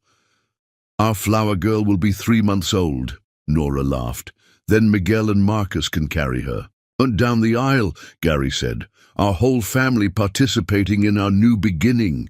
As they tucked their children into bed that night, Sophia in her crib between Miguel and Marcus's toddler beds, all 3 of them safe and healthy, Nora felt a peace she'd never experienced before. They'd been tested by Patricia's cruelty, Jerome's greed, and life's unexpected dangers. But they'd emerged stronger, more united, more grateful for the love they shared. "I love you, Gary Welch," she whispered as they finally settled into their own bed. "I love you too, Nora Welch," he replied, pulling her close. "Forever and always, no matter what storms come." Outside, Seattle twinkled in the darkness, but inside their home everything was warm and safe and perfect. Their family was complete. Their love was tested and proven, and their future stretched ahead of them bright with possibility. Chapter 8. Renewed Vows. The memorial garden where Gary had first knelt in the rain had been transformed into something magical. 3 years after their desperate meeting, Gary had purchased the entire city block and created a beautiful sanctuary where fountains danced and flowers bloomed year-round. Today, it would serve as the altar for their vow renewal, a celebration of love chosen rather than love born from desperation. Nora stood in the bridal suite of the nearby boutique hotel, staring at herself in the mirror. The flowing ivory dress she wore was nothing like the simple courthouse outfit from their first ceremony. This gown was a masterpiece, elegant, sophisticated, and perfectly tailored to her post-pregnancy figure. But it was the expression on her face that took her breath away. She looked happy, truly, completely happy. "Mammy pretty," Sophia said from her high chair, clapping her tiny hands. At 8 months old, their daughter was a perfect blend of both parents, Gary's determined chin and Nora's warm brown eyes, with dark curls that refused to be tamed. "Thank you, mi amor," Nora said, adjusting the delicate tiara that held her veil. It had been Sarah's, passed down from Gary's grandmother. When Gary had offered it to her, Nora had cried, not from sadness, but from the profound honor of wearing something that connected her to the woman who had loved Gary first. Miguel and Marcus burst through the door, handsome in their tiny tuxedos, their hair slicked back and their bow ties slightly askew. At 4 years old, they were Gary's sons in every way that mattered. "Mommy!" Miguel shouted. "Papa says it's time!" "Papa is crying," Marcus added importantly. "Happy tears like you." Nora's heart swelled. These boys, now 4 years old, were Gary's sons in every way that mattered. They spoke both English and Spanish. Fluently, they had Gary's protection and love, and they'd grown into confident, loving children who called her Mammy and him Papa without any confusion about their origins. "Are you ready to walk your sister down the aisle?" Nora asked as Maria adjusted the flower girl basket Sophia would be carried in. The boys would push the decorated stroller while Sophia sat inside it like the tiniest queen. "Si, Mammy," they chorused together. The music began. Not the traditional wedding march, but the Spanish lullaby Nora had been humming that first night in the rain. Gary had arranged for a mariachi band, honoring Nora's heritage in a way Jerome never had, in a way that made her feel celebrated rather than hidden. As the doors opened and Nora saw the gathering of people who had become their family, her eyes filled with tears. Her cousin Maria from Los Angeles, who had flown in with her children, Rosa Martinez, the young mother from the foundation's opening day, now a successful medical assistant with her own apartment, dozens of women whose lives had been touched by the Sarah and Gabriel Foundation, Janet from Gary's office, who had become like a sister, and there, in the front row, Dr. Martinez, who had saved both Nora and Sophia's lives. But it was Gary who stole her breath completely. He stood at the fountain where they'd first met, wearing a perfectly tailored black tuxedo, his dark hair slightly mussed by the Seattle breeze. When he saw her, his face crumpled with emotion, and he pressed his hand to his heart, as if the sight of her was too much to bear. Miguel and Marcus walked ahead of her, carefully pushing Sophia's decorated stroller between them. Their daughter gurgled happily, reaching for the flower petals they scattered, completely unaware that she was the star of the show. When Nora reached Gary, he was openly weeping. "You're so beautiful," he whispered, taking her hands. "So perfect." "So, are you?" she whispered back, and meant it. Gary had grown even more handsome over the years, confidence and fatherhood adding depth to his features. But it was the way he looked at her, like she was his entire world, that made him beautiful. The officiant, a family friend, who had known Gary since childhood, smiled at the assembled crowd. "We gather today not to witness the beginning of Gary and Nora's love story, but to celebrate its continuation," he began. 3 years ago, in the rain just steps from where we stand, two broken hearts found each other and chose to heal together.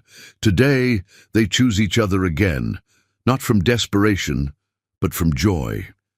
Gary had written his vows this time, and when he pulled out the folded paper, his hands shook. "Nora," he began, his voice thick with emotion, 3 years ago, I was a dead man walking.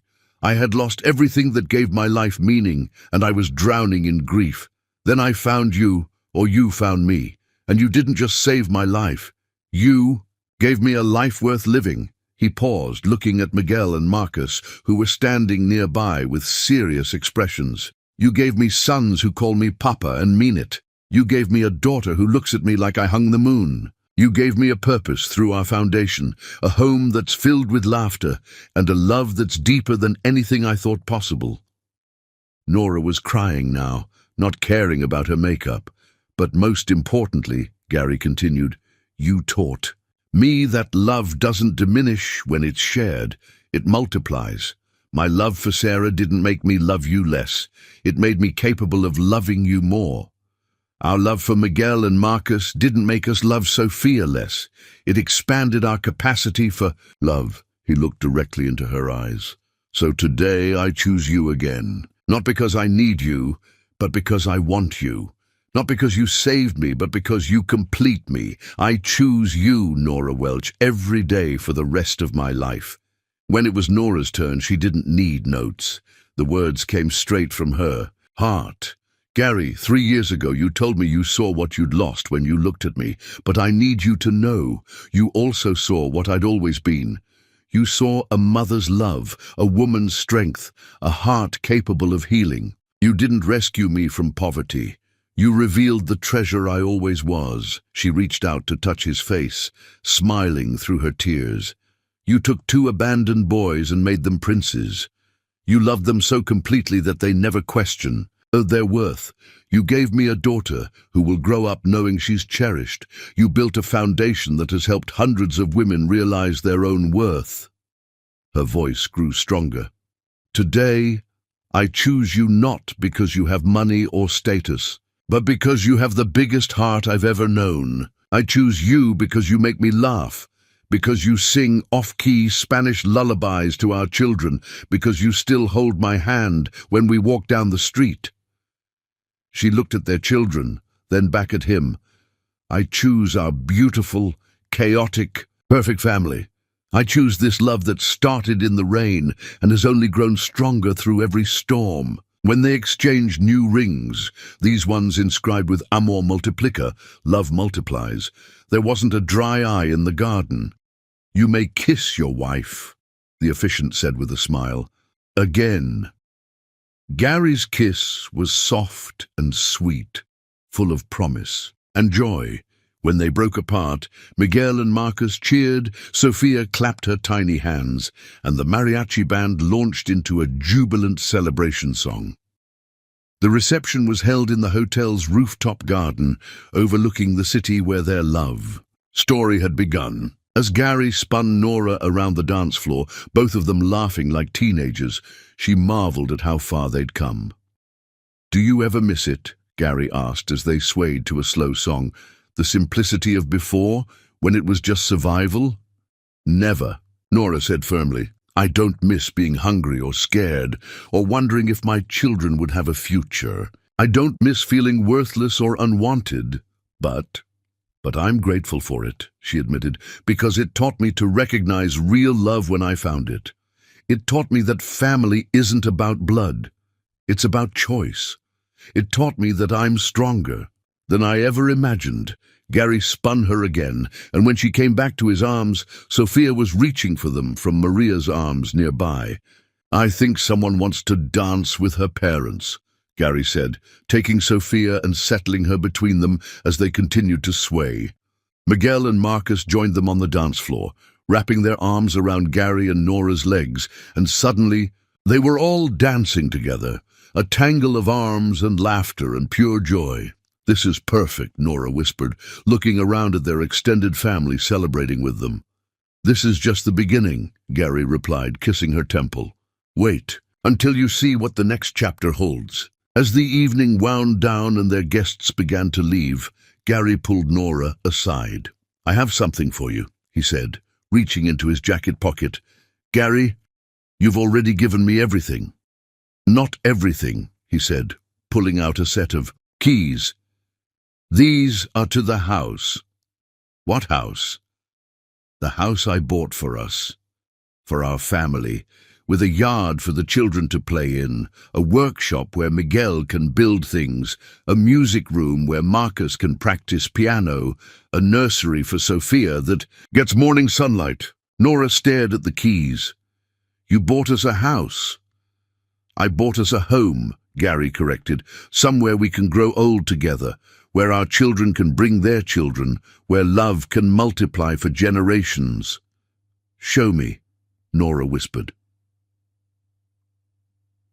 The house was everything Gary had promised and more, a sprawling colonial with gardens and space for children to run. But what made Nora cry was the small plaque by the front door, "The Welch family home, where love multiplies."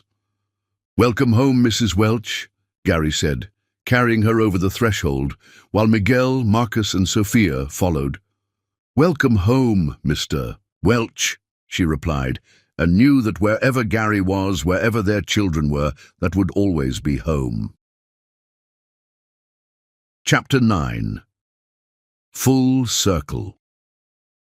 5 years had elapsed since their vow renewal, and the Welch family home buzzed with the beautiful chaos of a house filled with love. Miguel and Marcus, now 9 years old, had grown into handsome young boys who still called Gary Papa with deep affection. They raced through the halls with Sophia, who at 5 was determined to keep pace with her big brothers despite being half their size. The sound of children's laughter mingled with the clatter of morning breakfast preparations as Nora attempted to ready everyone for the day. "Miguel, your backpack," she called, flipping pancakes while simultaneously braiding Sophia's unruly curls. "Marcus, did you finish your math homework?" "Si, Mommy," Marcus called back, already dressed in his school uniform and looking remarkably like Gary when he concentrated. "And yes, I have my science project," Miguel added, appearing in the kitchen with a carefully constructed volcano that he and Gary had worked on together the night before. Gary emerged from his study, looking polished and professional in his business suit, but his hair was slightly mussed from Sophia's insistence on helping him get ready. "Crisis at the foundation?" Nora asked, noting the early morning phone call he'd just finished. "The good kind," Gary said, stealing a kiss and a piece of bacon. The Seattle Times wants to do a feature story on our 5-year impact. Apparently, we've helped over 1,000 women now.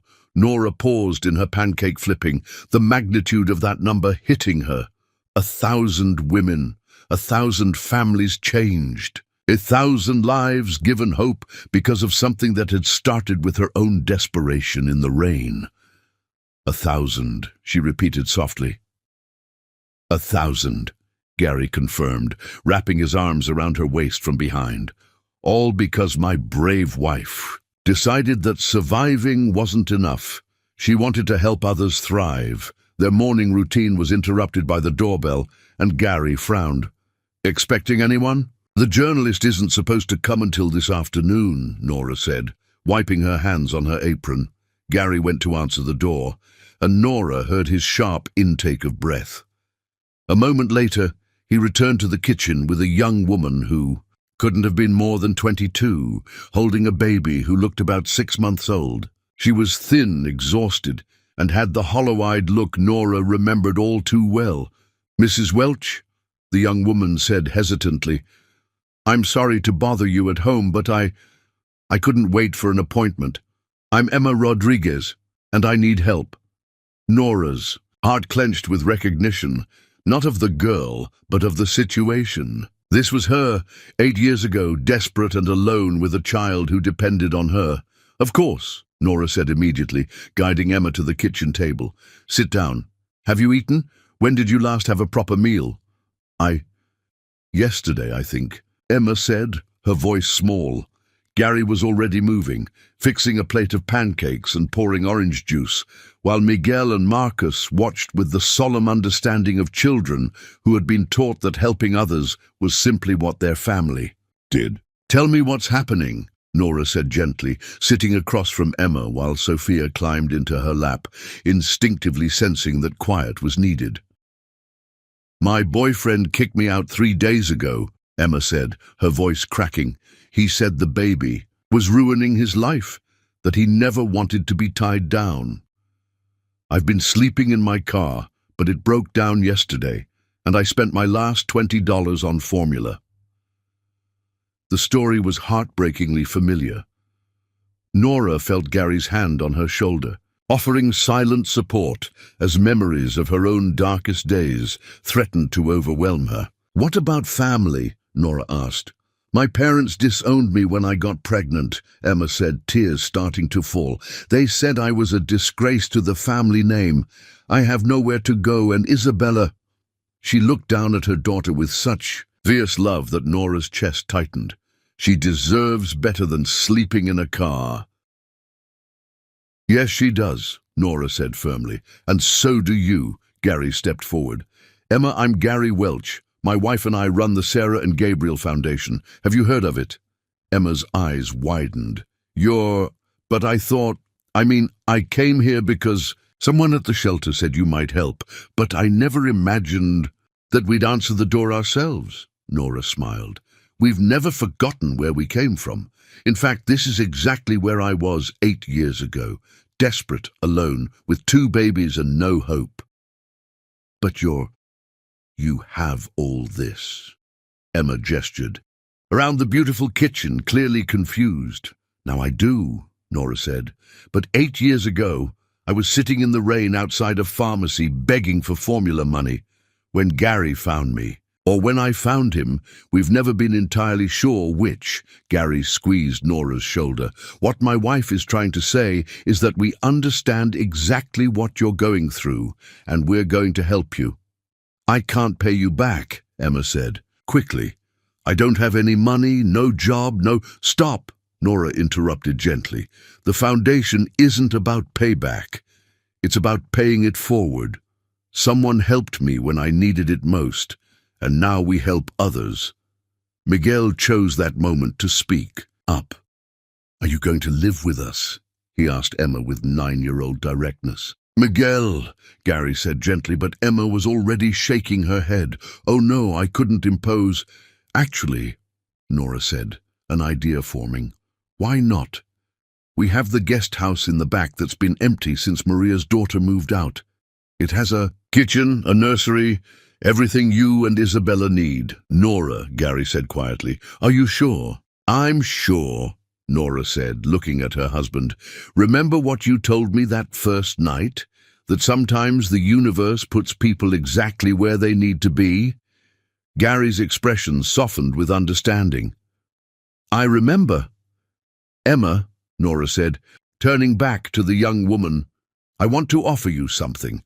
Not just housing, though that's part of it. I want to offer you a chance to rebuild your life with dignity. A job at the foundation, helping other women who are where you are now.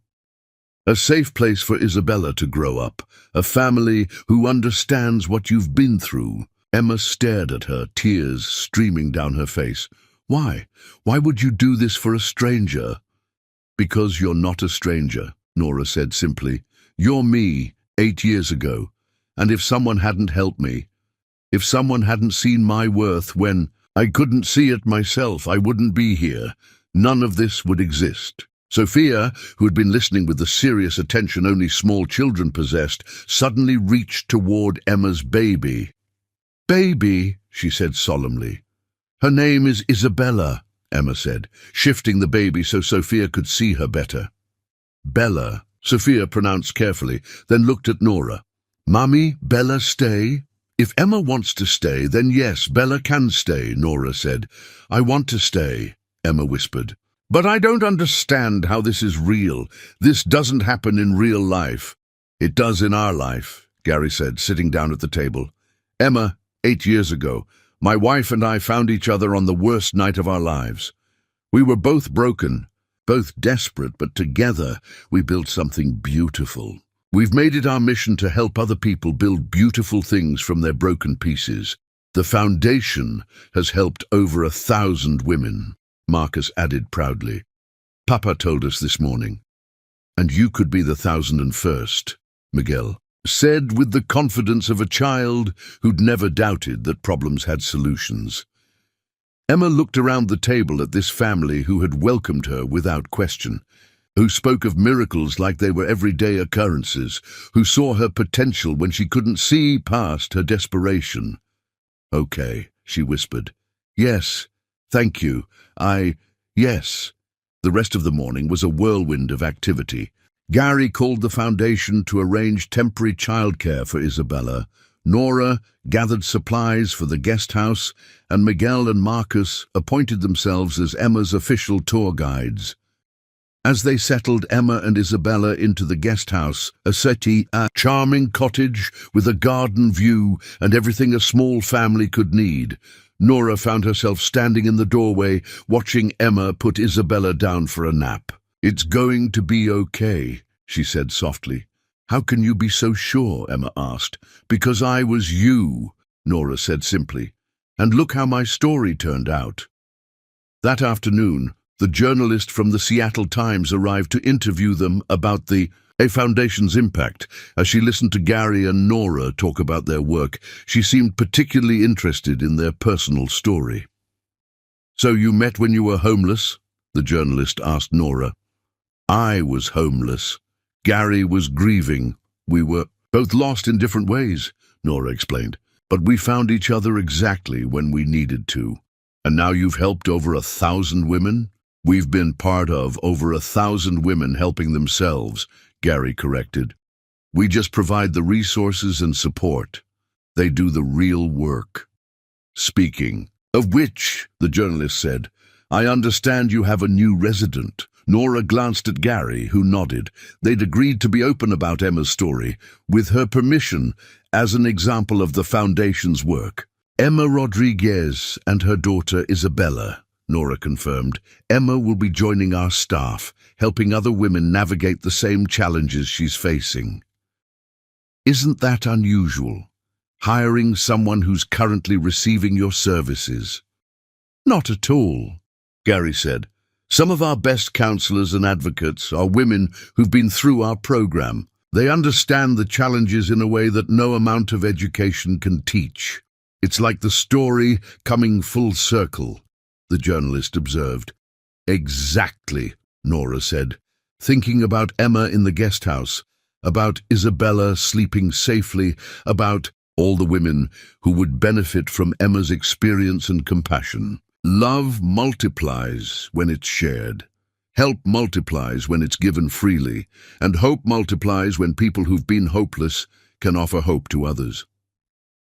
That evening, as the Welch family gathered for dinner, now including Emma and Isabella, Nora looked around the table and marveled at how much their family had grown, not just in size, but in purpose. "Emma," Sophia said seriously, "tomorrow you can help us feed the ducks in the pond. And I'll show you where the best climbing trees are," Miguel added. "And Marcus can play piano for Bella," Nora suggested. "She seemed to like music." "I'd like that," Emma said, her voice thick with emotion. "All of it." Later, after the children were in bed and Emma had settled into the guest house, Gary and Nora sat on their back porch, watching the lights twinkle in the cottage where their newest family member was starting fresh. 8 years ago, Gary said softly. "Did you ever imagine this?" "Never," Nora admitted. "I thought my story was over. I thought I'd lost everything that mattered. And now I know my story was just beginning," Nora said, leaning into Gary's embrace. "Every ending is really just a new beginning in disguise. I love you, Nora Welch," Gary said, pressing a kiss to the top of her head. "I love you too, Gary Welch," she replied, "and I love this life we've built together." In the guest house, a light burned late into the night as Emma held her daughter and whispered promises of a better tomorrow. The same promises Nora had once made to Miguel and Marcus. The same promises that had become beautiful realities through love, persistence, and the belief that everyone deserved a second chance at happiness. Chapter 10. Forever is just the beginning. 10 years after that life-altering night in the rain, Gary Welch stood in his backyard, observing his wife teach their 7 children how to dance to Spanish music in their garden. The Seattle sunshine filtered through the oak trees they'd planted, together casting golden light over a scene that continued to steal his breath. Miguel and Marcus, now 14, had grown into handsome teenagers who towered over their parents, but still called Gary Papa, with the same affection they'd had as toddlers. They moved with teenage awkwardness to the mariachi music, making their younger siblings giggle as they attempted the steps Nora demonstrated with natural grace. Sophia, now 10, danced with the confidence of a girl who'd never doubted her place in the world. Her dark curls bounced as she spun, teaching 5-year-old Emma, named for the young woman who'd become like a daughter to them, the steps their abuela had taught Nora years ago. David, 8, and the twins, Isabella and Gabriel, 6, completed their rainbow family. Each child had come to them through different circumstances, some through adoption, some through birth, all through love. The foundation had connected them with children who needed families, and somehow their house had expanded to accommodate every heart that needed healing. "Papa!" Sophia called out, noticing Gary watching from the porch. "Come dance with us!" "Si, Papa!" little Gabriel shouted, his speech still adorable with the lisp he was slowly outgrowing. "Mommy says you need practice," Gary laughed, setting down his coffee and joining the impromptu dance party. When he reached for Nora, spinning her into his arms, she looked exactly as beautiful as she had that first night. Maybe more so, because now her beauty was enhanced by the confidence of a woman who knew she was deeply loved. "Having fun without me?" Gary asked, dipping her dramatically as their children cheered. "Never," Nora said, breathless with laughter. "We were waiting for the guest of honor." "Guest of honor?" "Today marks exactly 10 years. Nora said, her eyes sparkling with the secret she'd been keeping all morning. 10 years since you knelt in the rain and asked me to marry you.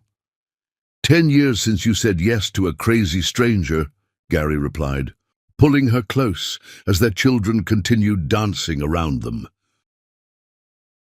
"The best yes I ever said," Nora murmured, then raised her voice so all the children could hear. "Actually, I have an announcement to make." The music stopped as 7 children turned expectant faces toward their parents.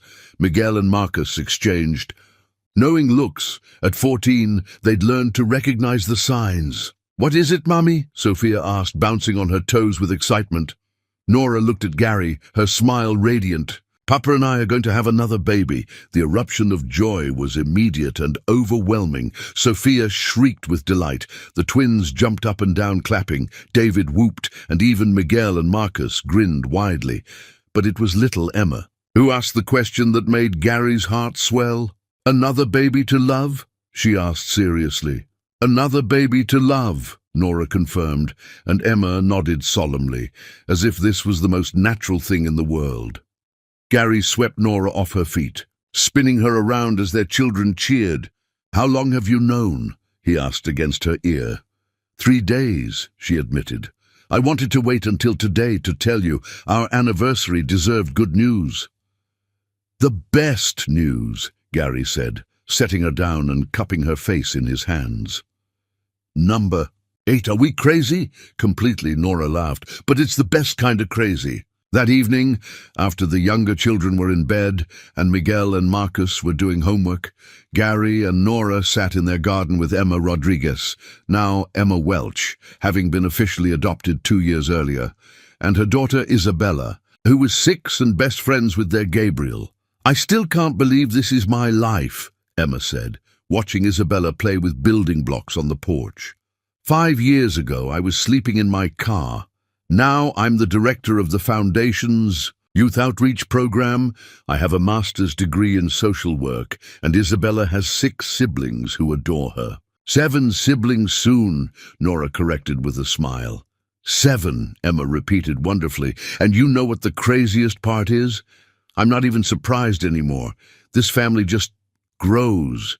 Like love has its own gravitational pull here." Gary reached for Nora's hand, thinking about how right Emma was. Their family had indeed grown through some invisible force that seemed to draw hurting people into their circle and heal them through love. "Speaking of growing," Emma continued, "I have some news too. Remember David's birth mother, Sarah Chen, the one who's been writing to him?" "Of course," Gary said.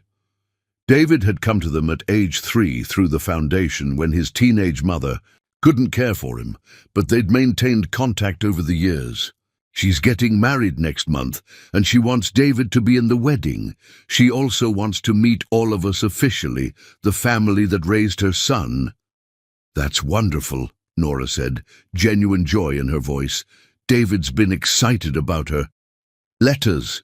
There's more," Emma said, her voice growing emotional. "She's pregnant, and she and her fiancé want David to be involved in his half-sister's life. They want our whole family to be part of their extended family."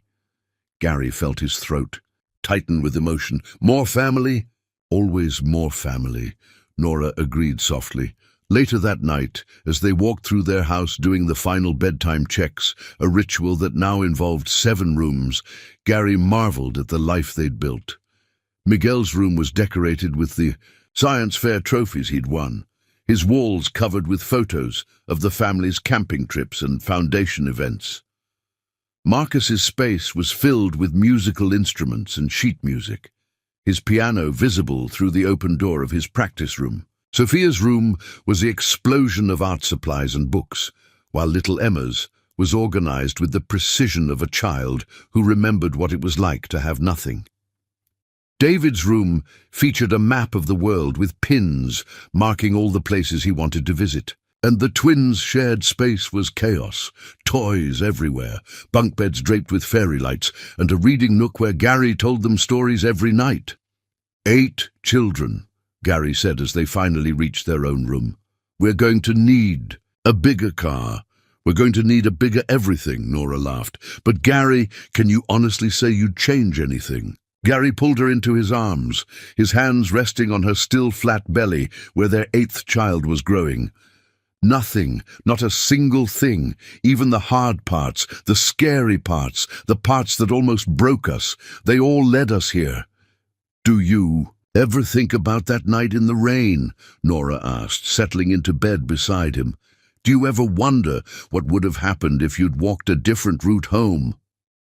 Every day, Gary admitted, and every day I'm grateful I walked exactly the route that led me to you. I used to think that night was the worst night of my life, Nora said softly. I was so scared, so desperate, I thought my story was over. And now I know it was the first night of my real life, she said. Everything before that was just prologue. Gary turned to face her in the moonlight streaming through their windows. What do you think the next chapter holds? Another baby to love, Nora said immediately. Watching Miguel and Marcus graduate from high school, teaching Sophia to drive, even though the thought terrifies me. Walking David down the aisle someday, grandchildren. Growing old together in this house we've filled with so much love. And the foundation? Will keep growing too, Nora said with certainty.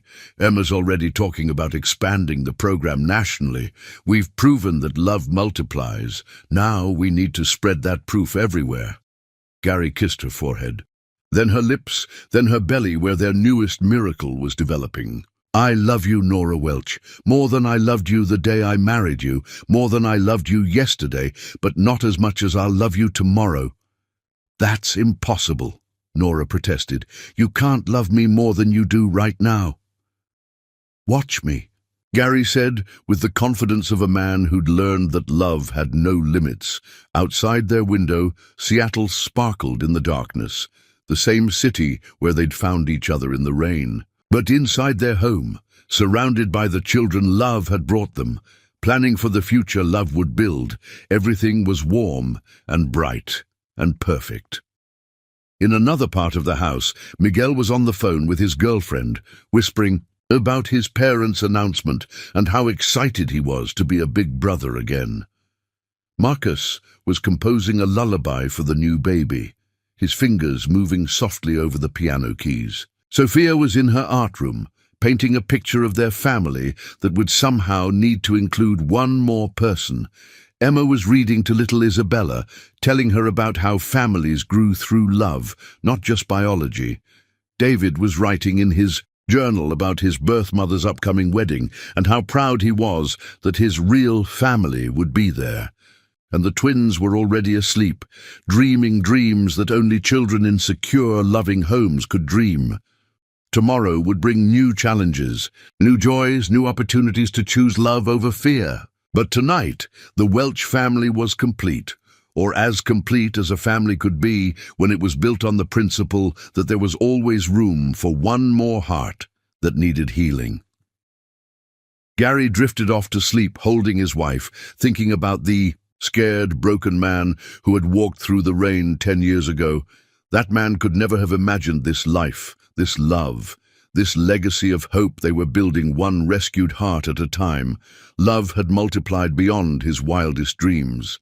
And the best part was, this was just the beginning.